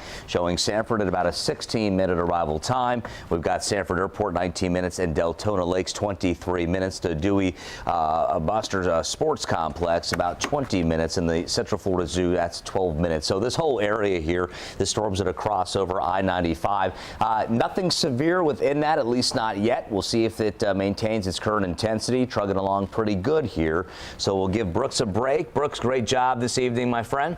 And I want to go back on over toward the MIMS area with the uptick in lightning now. You can see I've got the triple threat on here. We've got some wind shear to tell you about within that as well, and clocking in winds again pretty gusty right now. If anything, if there isn't an actual tornado on the ground there, or a rotation anyway, we're showing a rotation. There's no active warned storm now, but again, if one were to form, it looks as though that could happen there off to the north of the MIMS area. That's the greatest and broadest area of rotation there up toward Oak Hill as you get to South Volusia County.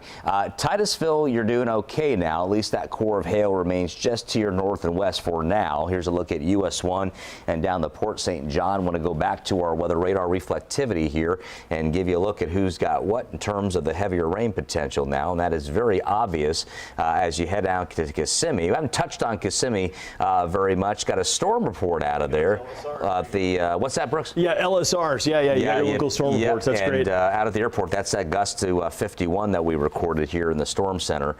So that is certainly something we'll have our eyes on here for you. But overall, again, looking at that heavy rain thread for you, showing us what's going on out toward Haines City and into the north side of Kissimmee as we take you down to our street level here. I want to give you a look here what's happening around Poinciana and the Johnson and Campbell. There's 192 in the Florida Turnpike. So again, just prolific rain amounts right now. We'll draw a track on that here real quick and show you that movement off to the east, roughly about 40 miles per hour. So we'll drop it there. Looks like a good track. and we're at Kissimmee in about 4 minutes. So this will be knocking on the door, Kissimmee. Your rain right now light will not be the case as we freshen up the opportunity to draw in some of this very heavy rainfall. Campbell as well down toward Poinciana. So that's a very, very focused area at this juncture. Of course, an arrival at St. Cloud at 15 minutes in East Lake Tahoe in 14 minutes. Each scan of the radar beam revealing all the cloud-to-ground lightning and the very, very heavy rainfall. Now, as we leave this area, I just want to talk quickly about what's happening here. Brooke, can you clear this layer for me here? This sure thing. been a you little bet. on the stubborn side I was here. going to say, if you could also, seeing some rotation up around the up around the MIMS area. That storm looks like it might be ramping up again. Yep. Bear with 1 sec. Okay, there we go. Okay, here we are. All right, so let's Yep. take you on down to the scene here. And again, here's another look at this here, showing us that we've got a little bit of notching right here. That's why we've set off this this shear marker here, this kind of yellow-looking can here, and shows us that movement off to the northeast. General storm motion has been northeast pretty much all morning long here, but right now, Titusville, you're okay. Not much rain doing there, but it picks up at Astronaut High along I-95 and into the MIMS area there with that shear marker now that is exposed. So if you tilt the screen here, you can see Scottsmore there on the other side. Want to give you a look here, just a little bit of lay of land here to show you Southmere. Your heavy rain has eased on up, but Brooks, this continues around the MIMS area now, and we take a closer look as we analyze this little notch feature here that kind of builds back in the Folsom Road to Main Street, Wiley Ave over to Old Dixie Highway and Irvin Ave.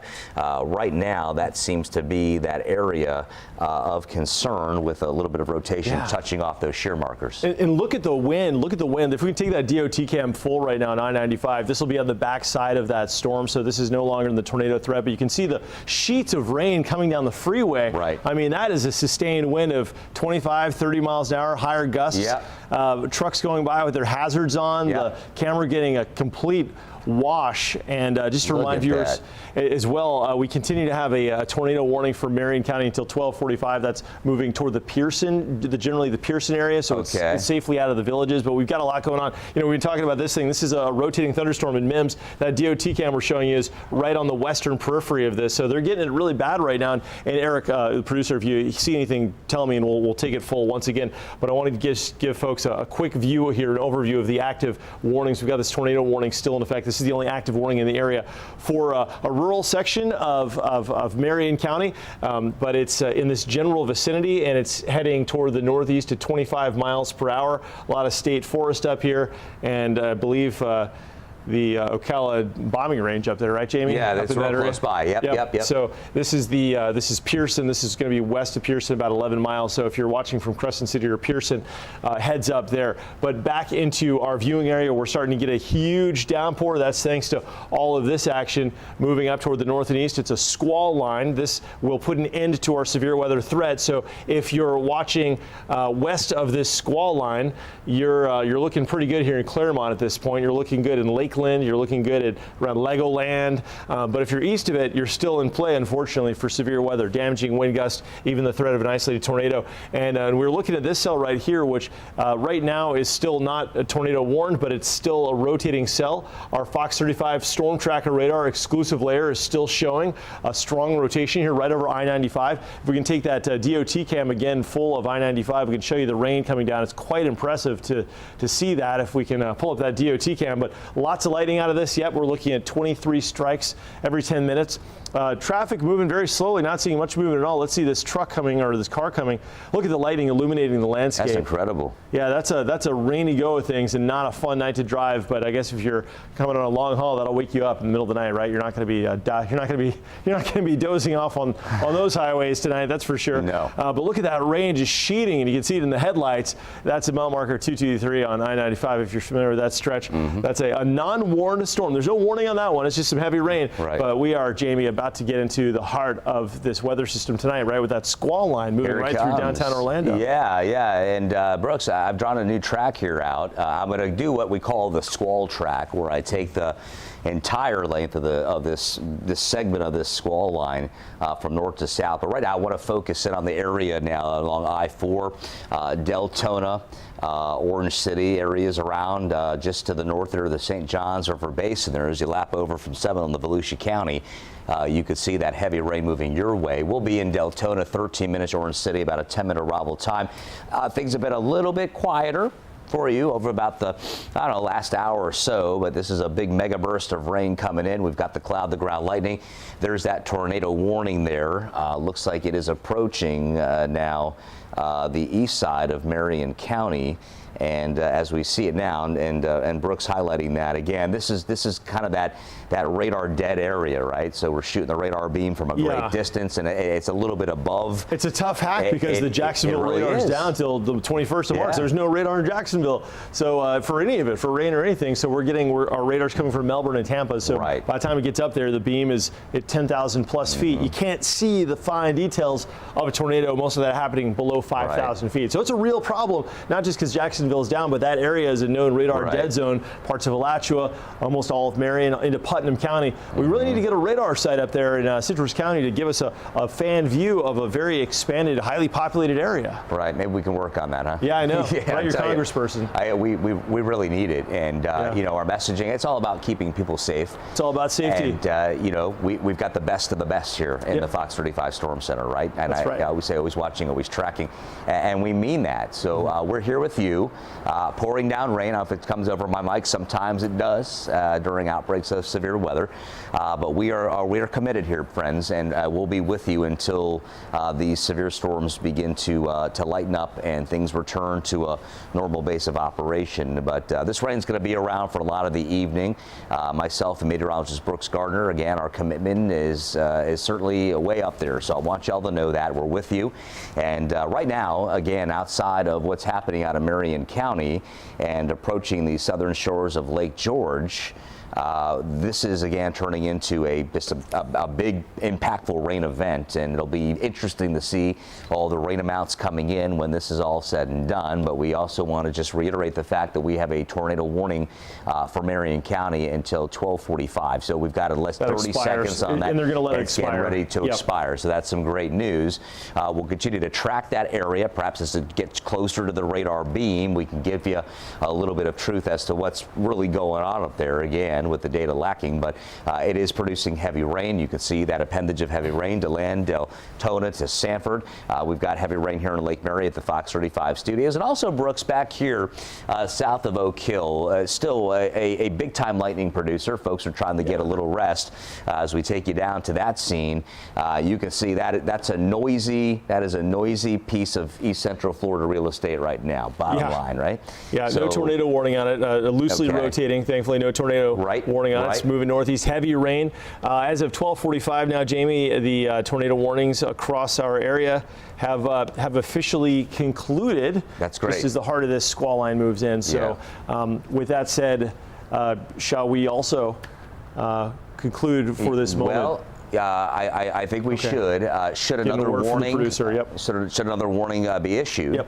From any of the Weather Service offices, we are going to break in the programming. Download the Fox 35 Storm Team Weather app. Great push alerts on there. All kinds of great things, bells and whistles, to keep you ahead of any kind of turbulent weather. And it has been everything with regard to turbulent. It is fired up. So again, we'll leave you now. Myself, Fox 35 Storm Team meteorologist Brooks Gardner. Brooks, great job. Thank you very much this evening, my friend. Good to work with you as always. My honor. Yes, and again, we're committed. We're going to keep you up to date. Should another warning be issued, we'll pop right on the air. Until then, have a restful night on this Wednesday morning, and keep it at a Fox 35. Remember, when it matters most, count on us here in the Fox 35 Storm Center. Good job.